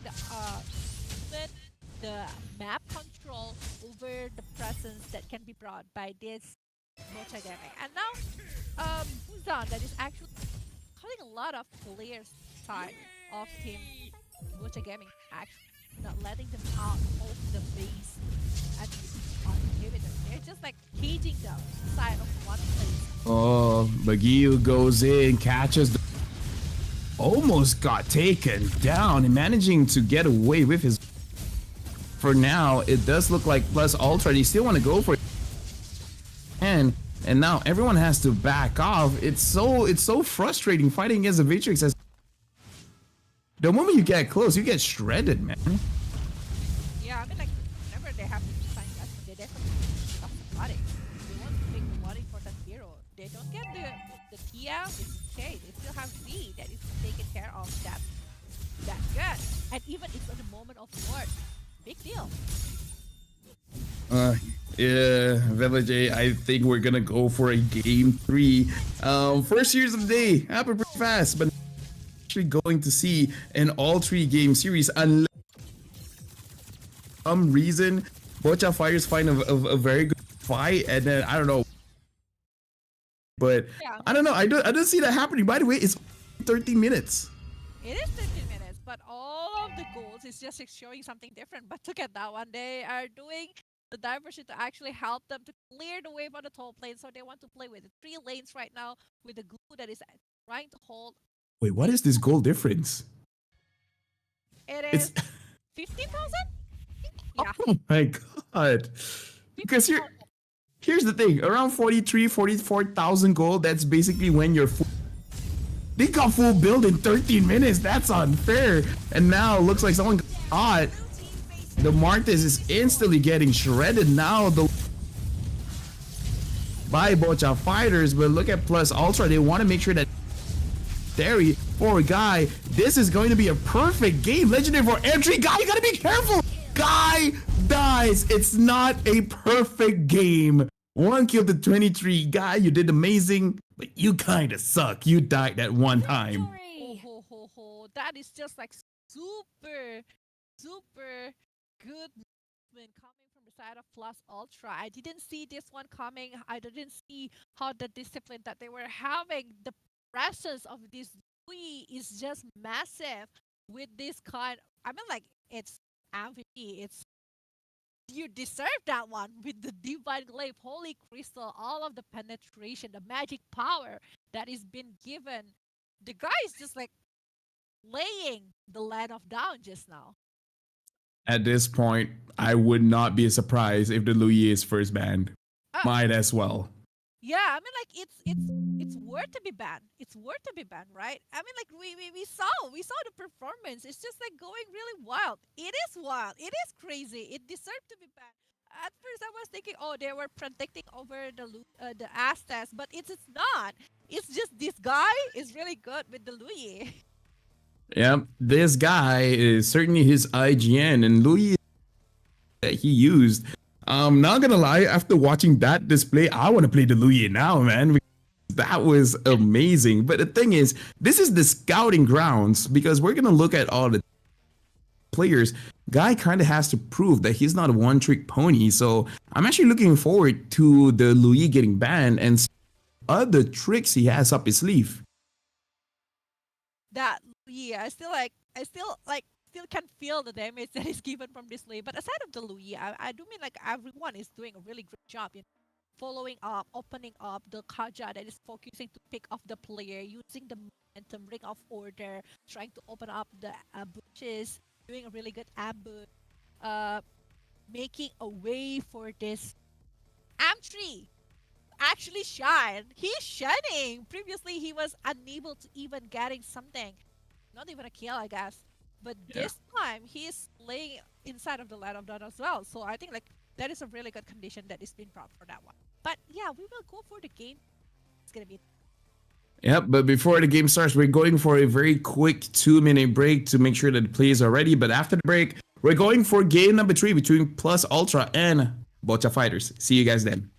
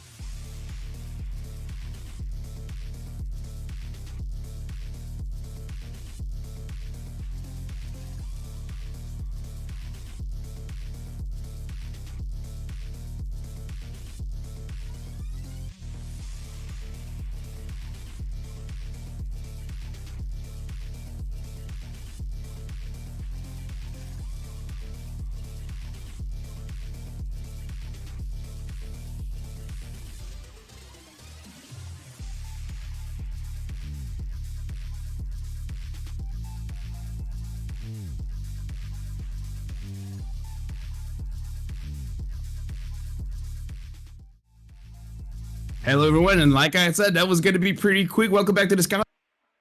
The game number 3 between Bocha Fighters going up against Plus Ultra and Velager. I think it's pretty safe to say Louis should be banned.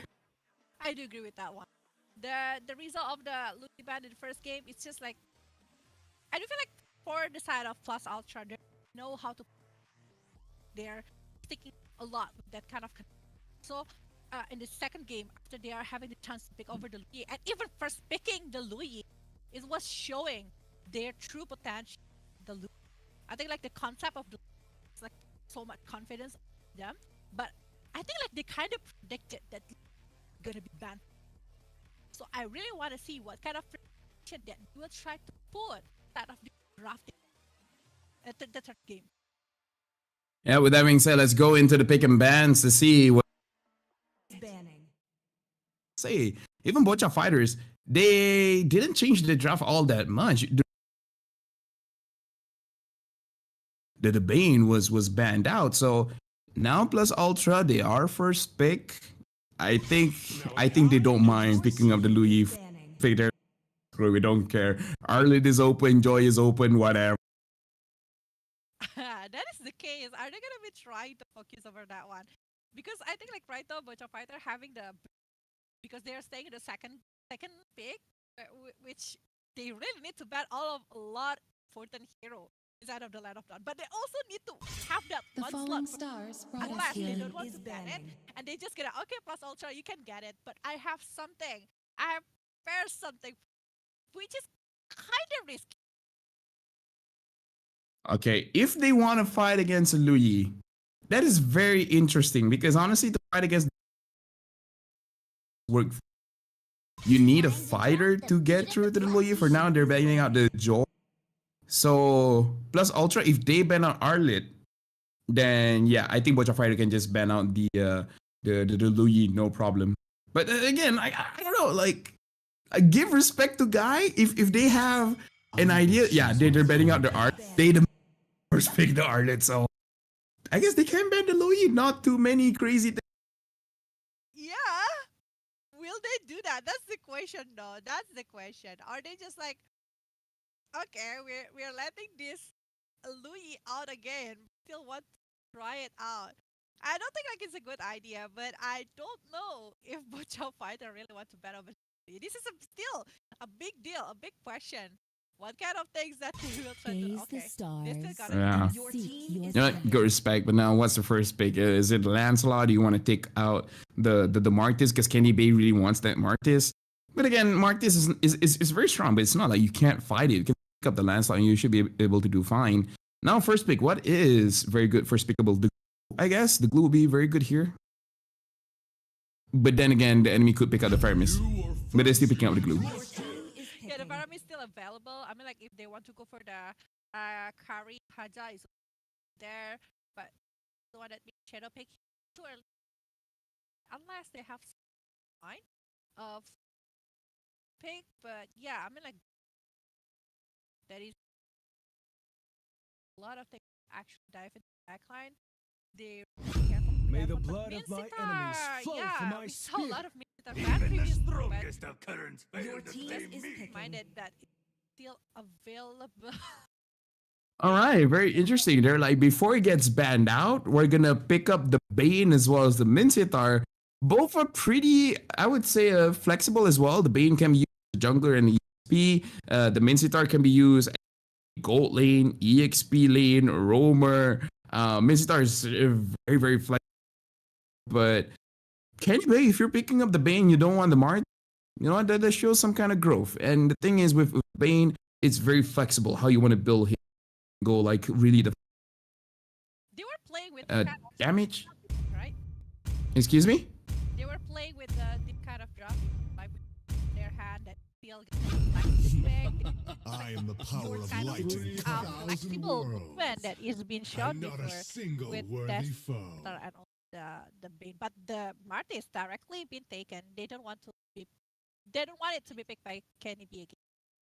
Yeah, just in case if the Bane does switch over to the EXP lane. For now on our screens, we on that Bane, Xavier on Mincitar. So for now, face value, it does be lane Mincitar, a jungle Bane. But again, you can switch it up if they're gonna prioritize their mid lane because Guy does pretty well, and now he's picked up the Feramis. Now, this is gonna be very interesting because if Muzan doesn't play around the Ghost Busters, he could get busted very, very fast. But I do feel like with this kind of draft is actually going to be like very good. Both of the sides they have like their own strong point here with the Martis on the hand of plus ultra, but also with the Varamis along with the Bane here from Butcher Fighter. In terms of the team fight, I think like both of them have a very good team fight heroes. See They still value need in me? some Your of team other is things. They banning. haven't You revealed the should. gold laner. That is the case. Like previously, we saw in the previous games or match, we saw that actually gold lane was being prioritized in the first top hero that is being picked. But right now, they really want to put their secret cards down. They want to put it out later. And what is the thing about this one? What kind of things? What kind of hero that they will try to pick for this? Is it gonna be 1-1? Is it gonna be Cloud? Is it gonna be Leslie? Come on, Carrie? Dexter. What kind of It's things? our Because it's still showtime. all Is available. banning. But Cloud along with Frederick is already being eliminated. Yeah, so whenever you see a Kaja, you always have to be a little bit wary of very high burst damage dealers either coming from the mid or from the gold lane. The Claude has been banned out. Now, if we're think about the Claude, they have counters to the Claude. So this means, well, matchup is going to be.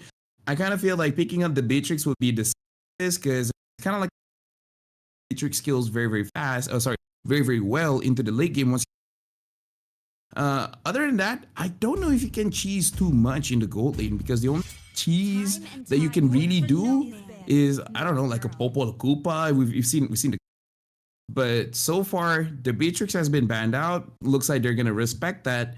So maybe we can see a little bit more adjustment for either.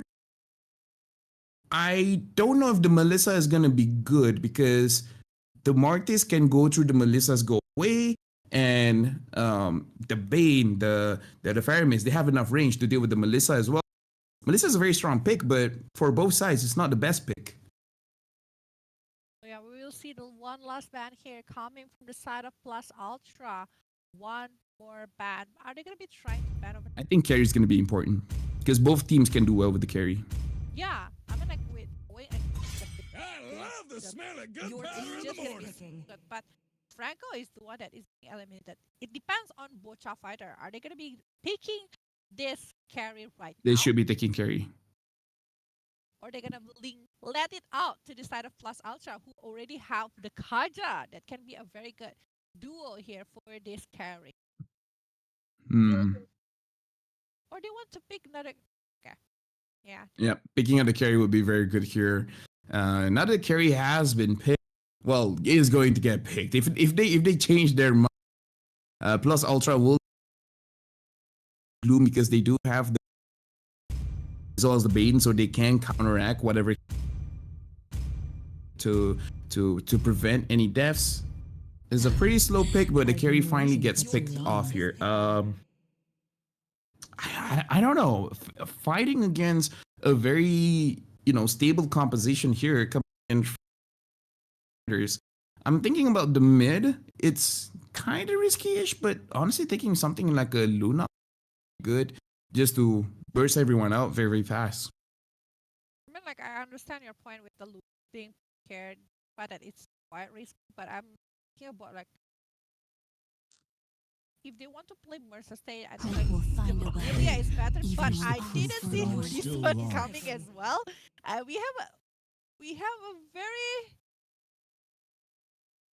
interesting pick here with the Vexana on the hand of Plus Ultra. They're always giving up a really good potential mage on the land of dawn so far with the Aurora, Vexana, along with the Lucky here. You know what? In MSC, because I casted MSC, everything Our home. It is who it's we either Valentine, are. Eve, or Farsad. Not a lot of creativity. Just talking about. There's so many heroes in mid that you guys can add another one here, the Vexana, which can do well, I think. Usually you take the Vexana to fight against the glue. We'll see how it goes. Are they going for the Purifies? If they aren't, they really are not respecting the Atlas. Because again, Atlas is one of the pick up the Purify, which looks like no, there's no Purify for Plus Ultra. Very interesting. It is interesting. I really want to see what kind of strategy with the presence of this Vexana. Will they use the Lord to actually like doing a lot of pushes, or maybe going for the team fight combination here with the Vexana's presence? What kind of things that they will try to do with the Atlas? What is the response of the Land of Dawn? Is it gonna be like a Purify, just like what you mentioned, or maybe doing other things, the Flicker, play aggressively, or what? We will just witness it inside of the Land of Dawn because, ladies and gentlemen, this is gonna be the last game for this series because it's best of three. Yep, now we're jumping into the game and again going up against Atlas for Purify. So if they know what the Atlas is doing, fine. That I'm gonna really look at here. If can get a lot of picks, I mean you should be getting a lot of picks. There's no Purify around. Yeah, I mean, like that is the big chance, right? With that perfect match, battling, you're supposed to able to take down the player. Maybe not gonna be that easy towards this Martis, but inside of that one, there's a big deal. But oh, movement is already starting right here. They are trying to play aggressively, trying to poke the day towards this Atlas, but I don't think like they were gonna be able to play that aggressively unless this guy reaches level 4, which is gonna be pretty soon enough because he's already almost level. Yeah, I'm speaking about aggressive. That was not 3 man. That was not 4. All 5 members came there trying to get a kill, but it does seem like Bocha fighters, they understand that they want to move very aggressive very early, so they were able to dodge a lot of the damage coming in. So now it's all about the laning phase. And you don't have to be too careful just yet going up against Bocha fighters just because they don't have catch mechanics just yet. But down in the bottom lane, I can see 3 members of Bocha fighters, and the top lane 3 members of Plus Ultra. So anyone going for the gank? Looks like no, but manages to get Guy, and Guy has to use the flicker. But this guy is like already using so much resources at this moment. But yeah, you know what? They're trying to get over the while the rest of the player coming from the side of Team Plus Ultra. They really want to counter with the movement that is shown by Plus Ultra. But there you go, the movement second able to take you over the turtle and maybe trying to get over the kill, but the back coming from Canny Bay, unable to stop the movement coming from the Plus Ultra. Want to go for more, and the split able to take that Saviors 2 kills, 3 even on the hand of Team Plus Ultra. So now a very good start for Plus Ultra. Not only did they get the turtle, he got 3 kills in response to that as well. Record off very, very early. So it looks like Gyu is being a little bit more yet. But overall, a very, very good team fight coming in from Plus Ultra. Looking at the itemization as well, Zaken is going to go for a bit of damage here, going Bloodless Axe. So I don't know, I kind of feel like going in from some penetration, but I guess sustain is the game, and somehow I guess that is the case when you are going for the damage item while your opponent is going for the defensive item. So I think it's just like very ideal right here. I do understand that people are actually having a really good start. So maybe try play aggressive with the hook and everything else, but need to also understand that the dive combination that can be done by this Plus Ultra is just like super good with the Zekken that is available, with the Vexana that actually gonna help them with the ultimate as well. So I think here for the side of Xavier's, he really needs to make over, maybe changing a little bit after doing one offensive and then go back to the defensive item, so he can actually have backup to help him whenever initiation has been made by Plus Ultra. But yeah, 5-0. This is kind of deja vu, just like the second game. yeah, except it's coming from the opposite team, not the same thing. Now Atlas is there taking a lot of damage. And I didn't catch his itemization. He does have some kind of dreadnought armor, because if he doesn't, then you get punished quite a lot. Now Plus Ultra, they're starting the turtle, and looks like you getting,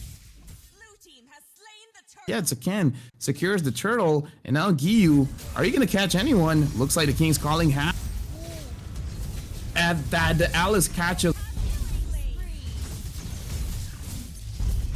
and there's nowhere for Tough to go or Kenny. They're both going down. Good catch, but damage.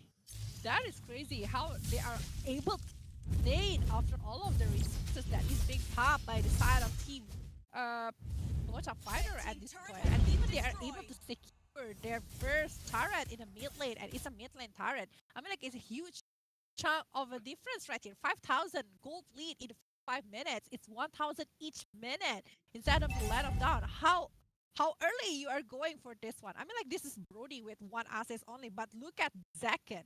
It's 8 per 9 participation. You know what? At this point, I kind of feel like they should bully the gold lane, which very fast, like very freaking fast. Now Xavier does have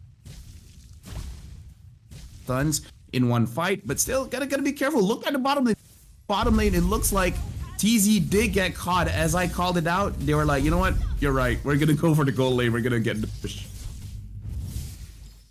They definitely work here, but Kenny B, he's playing not the same kind of B like previously. Like you usually saw how aggressive he is, but right now he is not that confident with the damage that he's having. Like the level gap is also showing the differences that they have at this moment, and even the top lane turret will be taken without any defense that can be brought by the side of Xavier. It's been time since he's picked off by the side of Team Plus Ultra. And they are just, I do feel like the first game, they just want to know what is the gameplay of this Bocha fighter. And the second and third game, they're changing the whole And now looking at the situation, oh, it's looking pretty bad. Cole Ultra had to wait. Oh, and then they re-engage and then that's the kill. And now, you know what? I'm starting to see the Vexana pick. The Vexana can clear the lane, so they could just move around the map so quickly and they could push out of their mind. Speaking of which, Muzan, the opposing side has a Faramis, but Muzan doesn't look like he's gonna get taken down. He flickered into it, and now looks like they're gonna secure 2. Shutdown has been given over to A. Looks like being a little bit less disciplined there. They're forcing it a little bit too deep to the side of Bocha fighter. They're giving a chance to get something, but the damage was enough with the guide with that Vexana. I think like it's a little bit more a similar concept into the loop. With all of the damage, with all of the burst, with the item as well, it's pretty much the same. I mean, with the Louis, and he's just like doing, he just needs a really good position. If he got it, then it means that he can use all of the skills, all of the resources that he have, punish the opponent, and that's ideal for God. Yeah, slight mistake. I thought he was going for the thank goodness he didn't. He did go for the Hunter Strike as I hoped he did, and he definitely did that. So now Zaken again should be able to do quite well. And but Tough now on the Atlas does not have the Dreadnought armor, so he's not going to be able to do well. Gyu looking for a pickoff, but now every single ult has been baited out. So now Plus Ultra, if they want to re-engage, they what a beautiful engage coming in from God. Godlike for Zaken. Entry gets enough. For Zaken, Tizzy gets a that almost everyone gets wiped out. Only. But the mark here, Muzan is trying to get over this Mensitar, but the Lord is already appearing inside of the Land of Dawn. And look at that one, actually getting over the objective. It's gonna be like super good condition right here for Plus Ultra. They are leading in so much of terms, in terms of the objective, in terms of the goal, in terms of kills. They are just owning the Land of Dawn at this. So I think like the Lord might be one of the ideal condition here for the side of Team Plus Ultra, and the rest of the player coming from the side of Team Bocha Fighter might want to try to maybe try to pick up the heroes from the side of Plus Ultra, but it's not going to be super easy since the Ghoul always giving them information by positioning himself in front and using the spin down, going towards this D, and you sadly already taking down one player, the TF. And now Muzan finally gets taken down, but Guy secures a kill. Well, look at this. The Faramis wants to go in. The Faramis does.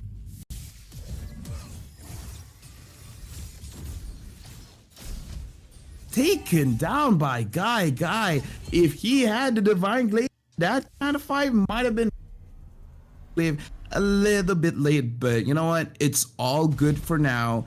Gio again showing up on this Kaja 2-0 and 11, not dying. I mean, like second with Malefic or with the Blade Armor actually punch back the damage coming from Z here along with the Hunter Strike and dealing tons of damage. Team, and it's just a Plus Ultra now trying to get something, but sadly first Lord is not like really working for them. It's just like easily cleared off by the side of Bota Fighter. And now for the rest of the player of Team Bota Fighter, they really try to scrape gold, but where they cannot find it because the waves on the top, they really need to fall towards this carry to actually help for the late game situation. Because if the carry able to be secure some items, they might be able to drag this game longer. But if it's not, rest of the player from Plus Ultra already having like so much advantage in terms of items, in terms of levels. So pick up might happen again, just like what happened in the mid lane just now. Yep, I was actually hoping for the Atlas to do work here because the engaged potential, like the Fatal Links, could be a very big game changer. But Plus Ultra understands that as well, making sure that they kill off the Atlas before the Atlas could. Or definitely not a good start. This is one of the reasons why Atlas does not do so well as is the support emblem, but the support emblem does not make you that tanky. You gotta choose your fights, but unfortunately, Tough on this Atlas is not choosing the right. It's not being able. I think he only got one 4-man Fatal Links, but other than that, I've not seen him able to catch anyone from Plus Ultra off guard. I might say it's also because of the positioning from Plus Ultra. They just know how to do it. They just know how to actually not being easily invaded by this Atlas. The presence of the Atlas, whenever he is showing off his presence, he's being poked for like 50% of HP. So it's pretty risky for him to jump in. They really need to play sneaky with the bushes, but since the map control is hand of the Plus Ultra, it's just like very hard for Mocha Fighter to do that. Unless they will be having the I think the only opener is whenever Plus Ultra going for the high ground moment, and if the Fataling able to secure from the Plus Ultra. Yeah, it's gonna be very weird for people to hear this, but the Atlas should not go. Looking at his draft, no one wants Isla that could like get everyone's attention, piles up together, and then the Atlas goes in. Might be a little bit better, but now because they have Oh yeah. damage oriented EXP laner, no one can start. Wait for Atlas, but the moment Atlas goes in, he's gonna. I think I got a point here, like where you actually have like, somebody else all really helping with the setup as well. Great, but oh, they find just one game being an opener here, but the damage from that Vexana is crazy. Oh yeah, it's so crazy, and now it looks like Plus Ultra they are pushing, and not so good of a defense for now. All the down, no one dies just yet. So Plus Ultra. Oh, look at the damage coming in, not just much. Oh, this is just like so crazy coming from the side of Team Plus Ultra. I didn't see this kind of gameplay shown. Like gonna be coming from the second and also the game. They were showing a really good potential right here. Even Z, one of the hero, the player that I thought like is gonna be having a really good time. Far in this third game, it's not really happening because of the presence of you that is showing a really good potential. He's not even being picked up once. Not even once. 14 participation so far. It's above 7% here participation from you. And it's showing really good conditions so far with this kind of momentum. But Guy here with 17 and also like I don't know what, but the penetration, maybe because of the clock off Destiny Lightning combo that he already showing really good damage that is dealt the opposite side. And now it's 50 seconds to the next. I don't think like they really want things up. They just want to freeze the lane, try to take some times.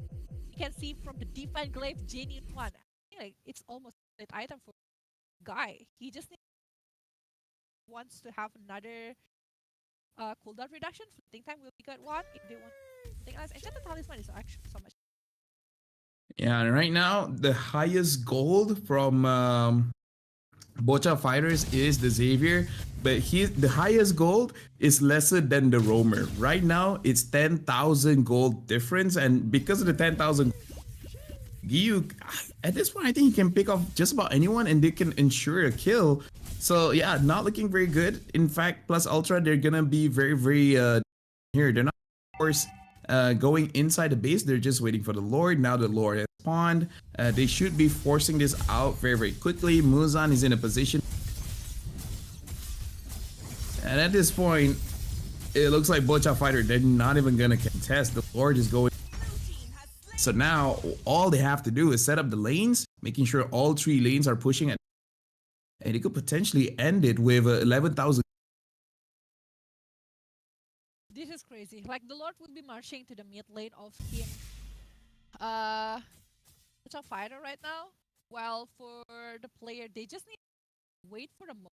I think, like, they just need to wait for the lanes back together inside of Team Fighter, well, plus Ultra.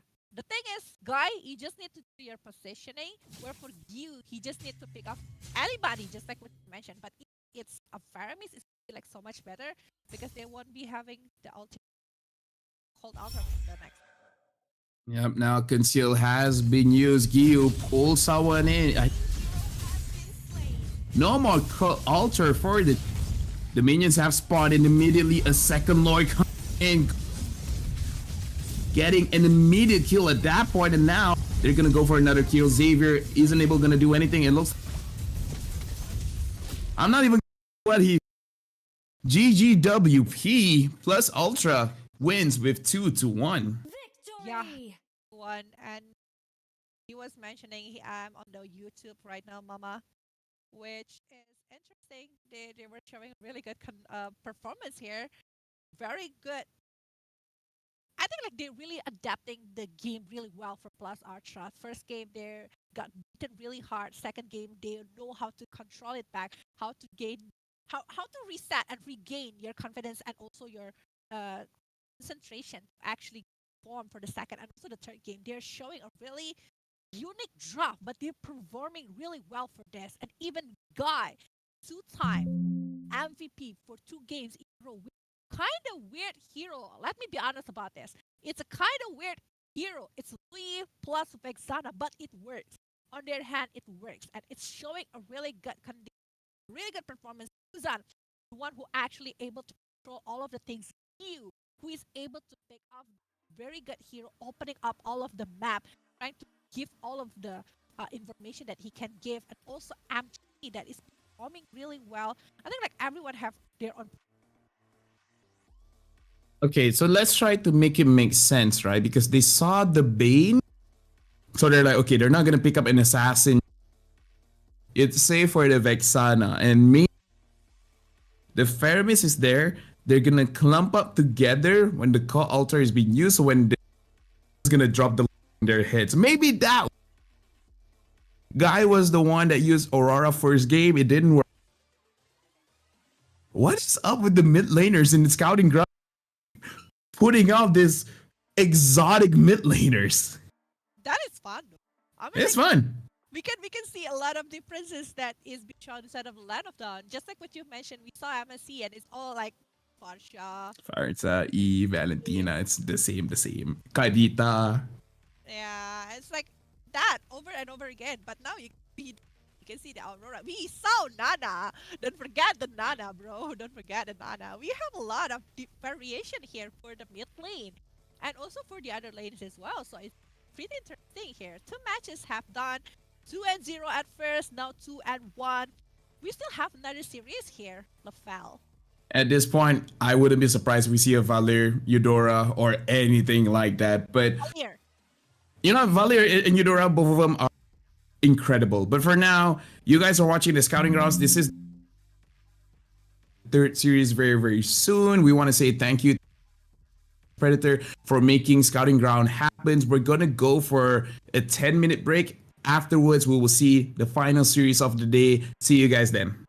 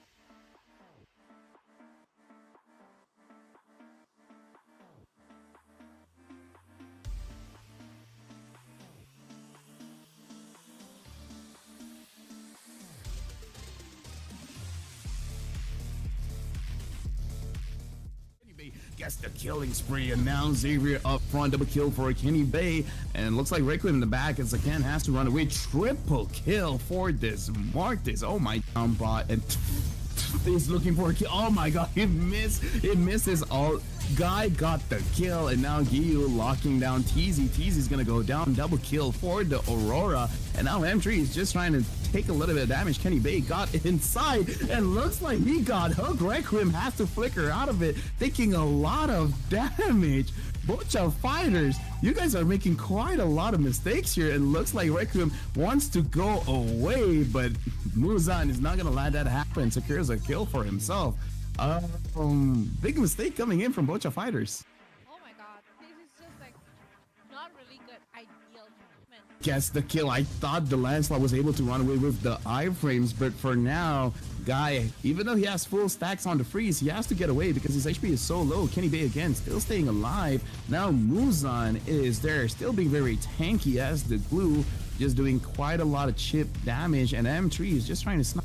But so far, no one is getting caught. And looking at the bottom side, TZ is just going to take this opportunity for a push.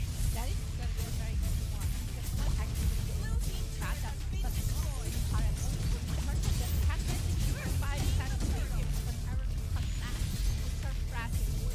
Not maybe like enough damage, but when it's done, might bet, might be killed here on the hand of Kenny Bay here.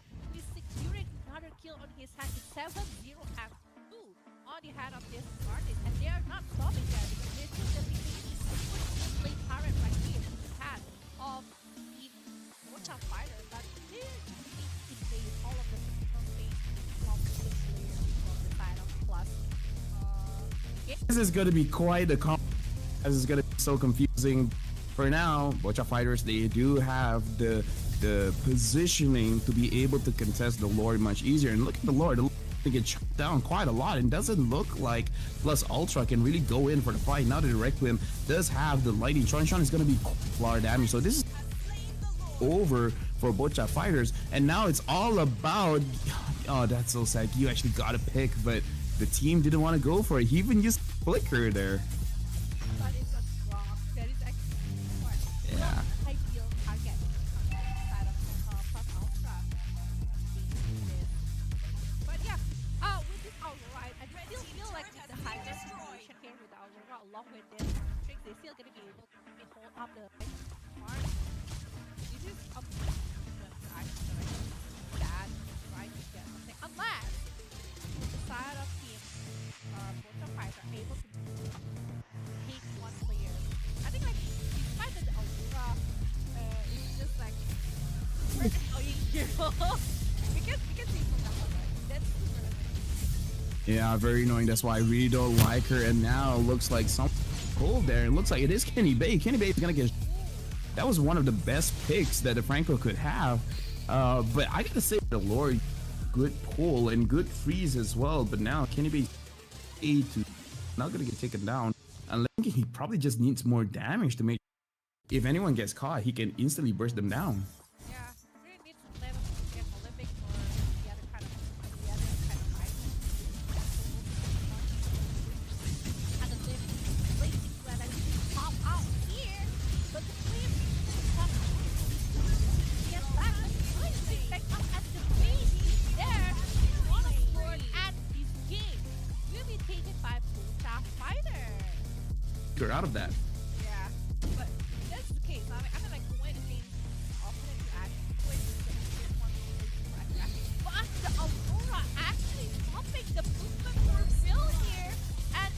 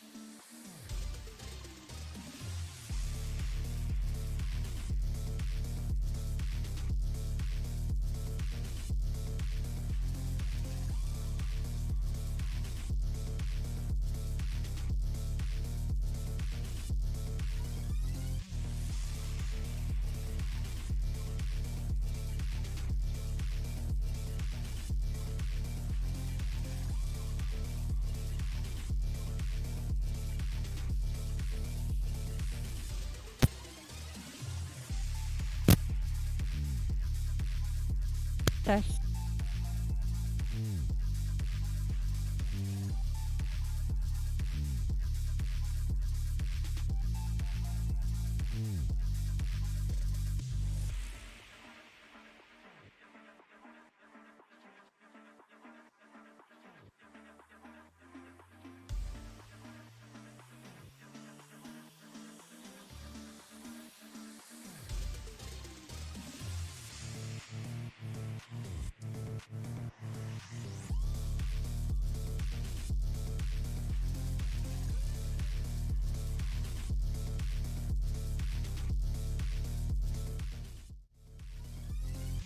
Welcome back to the Scouting Grounds.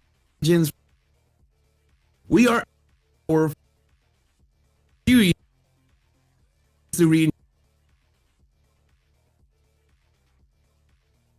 Yeah, we're back again here for the third game, right? The third match here, the third series here. After we're witnessing 2-0 and also 2-1, which is gonna be super interesting for this third one because I do feel like all of the things that is been shown so far is just like unique draft, unique gameplay, a unique movement that is inside of the land of down. So I really want to know what kind of things that will be trying to be put for this one.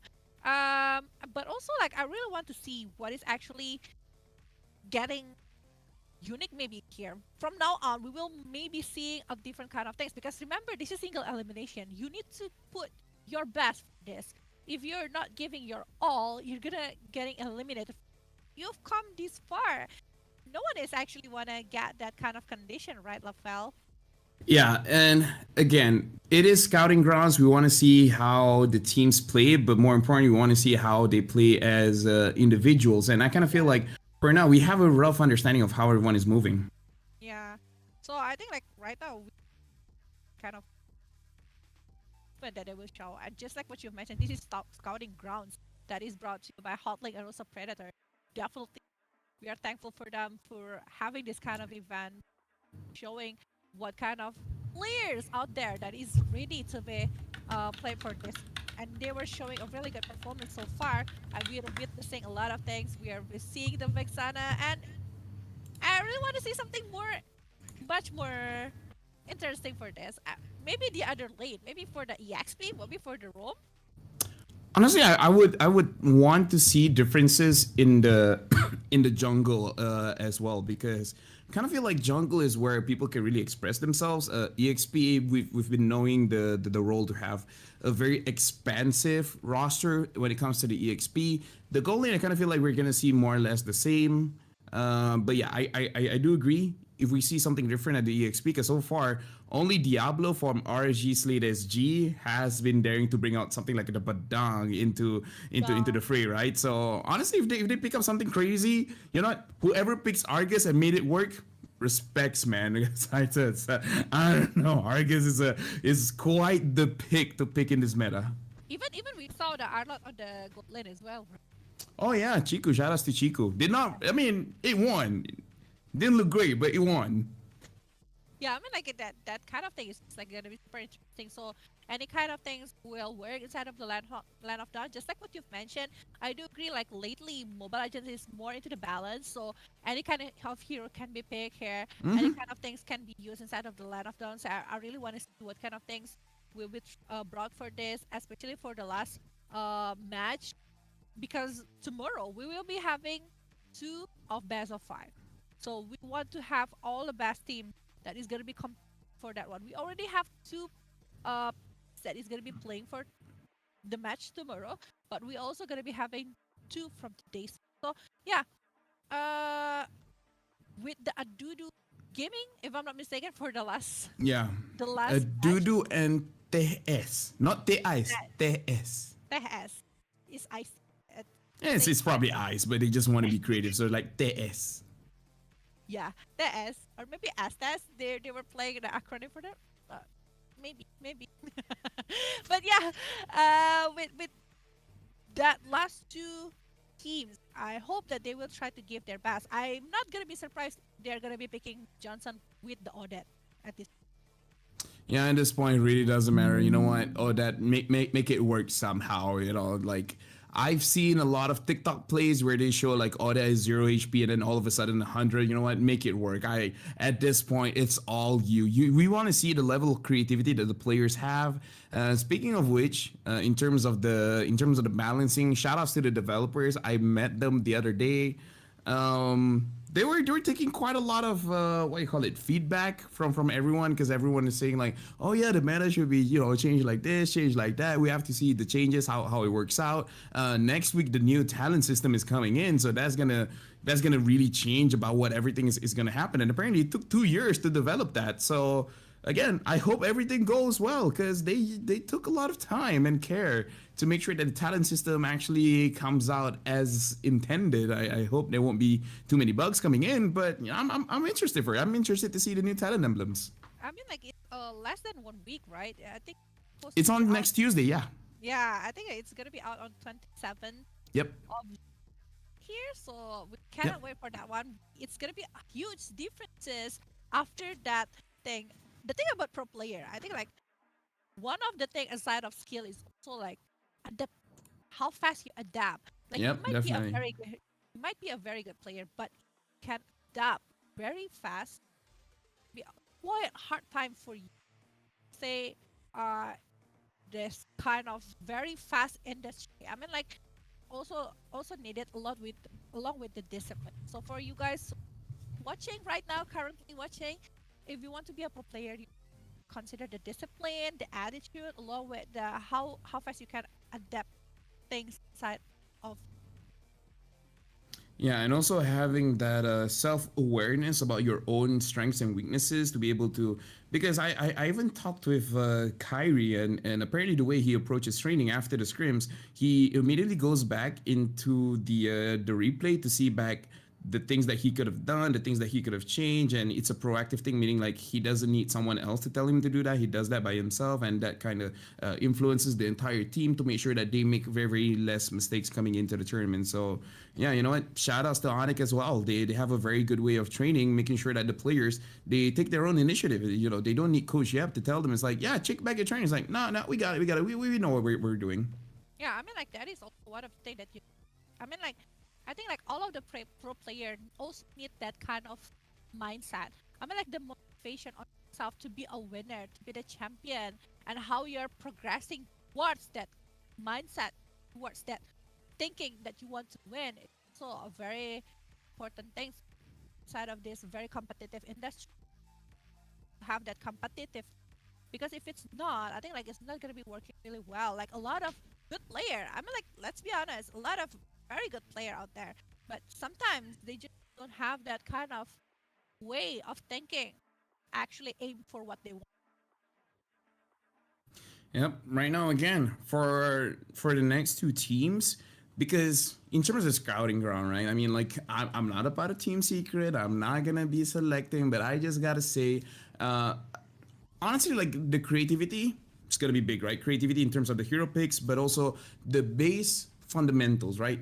How do you play each role properly? Because I gotta say, just now, Kenny Bay, I think it was, Yeah. yeah, Kenny Bay. His retribution in the first game gave a lot of points, but then slowly we start to see Plus Ultra showing their true colors, and they start showing up, and they make sure that he doesn't secure those turtles, those lords anymore, because it's very interesting, right? During rank play, during competitive play, during scrims, every single small things is really put into question. Like for me, even as watching EXP laners, I want to see how well they zone people out, because if you're good in 1v1, that's great, that's amazing. Yeah. That will put a lot of points. But I want to see during turtle fights, during team fights, during lord fights, how do you make sure that everyone is scattered, making it easy for your team to win the team fight? Even if your kitty is pretty bad, like I don't know, 0, 3, and 5, but if you really give the map presence over to your team, that's great. Yeah.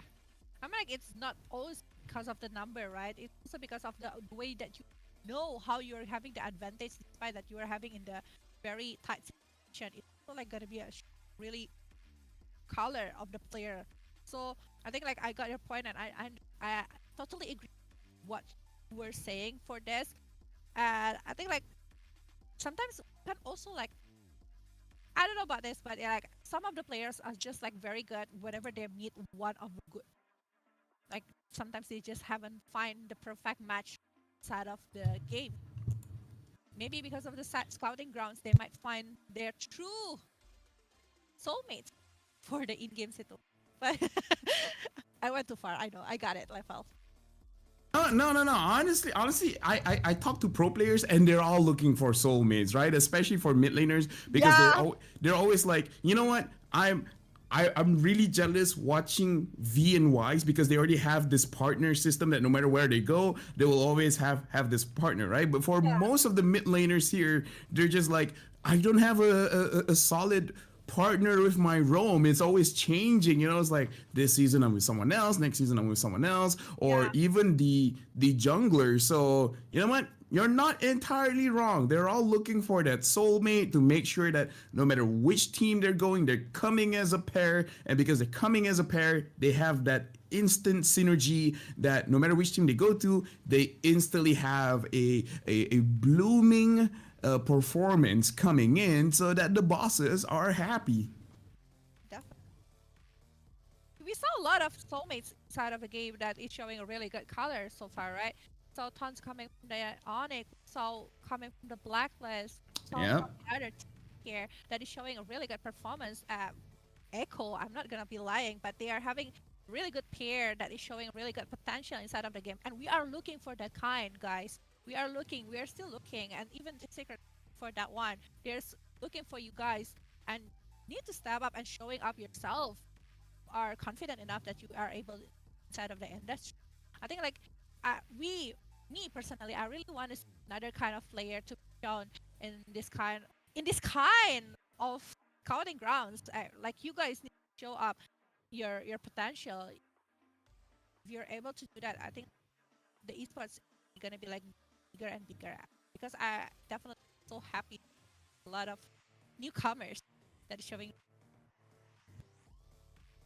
Yeah, and right now, for all of you guys watching, like I've talked about this even during MPL games, right? This is where the casters we buy the time because for now we're just waiting for both teams to get ready. Once they're ready, we're gonna proceed with the game.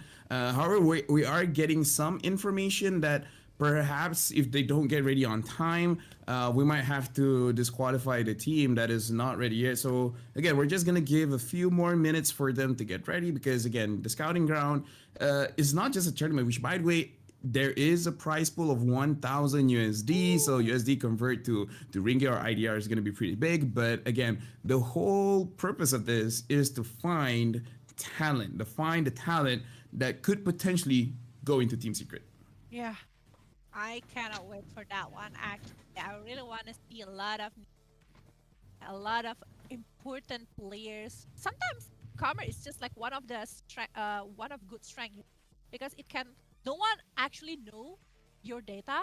No one actually know your gameplay. No one actually know what kind of things that you can show side of the land of down. So I think like it's a very good deal if you guys want to start from now on.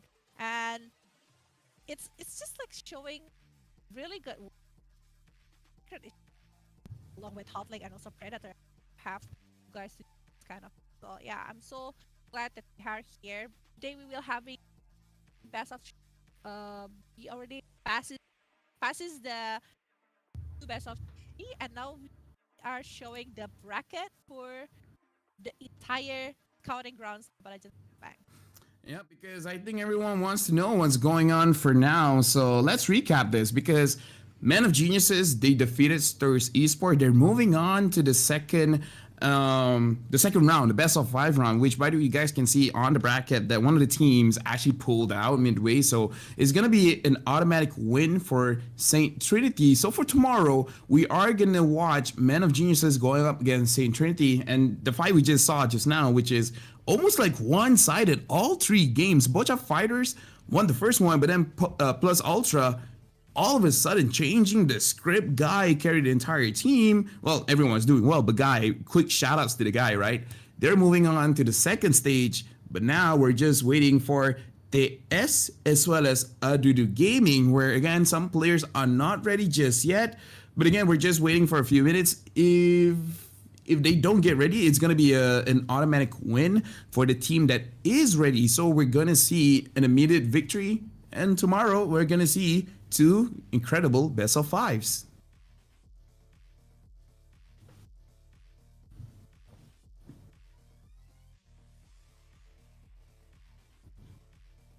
Oh, well, you know what?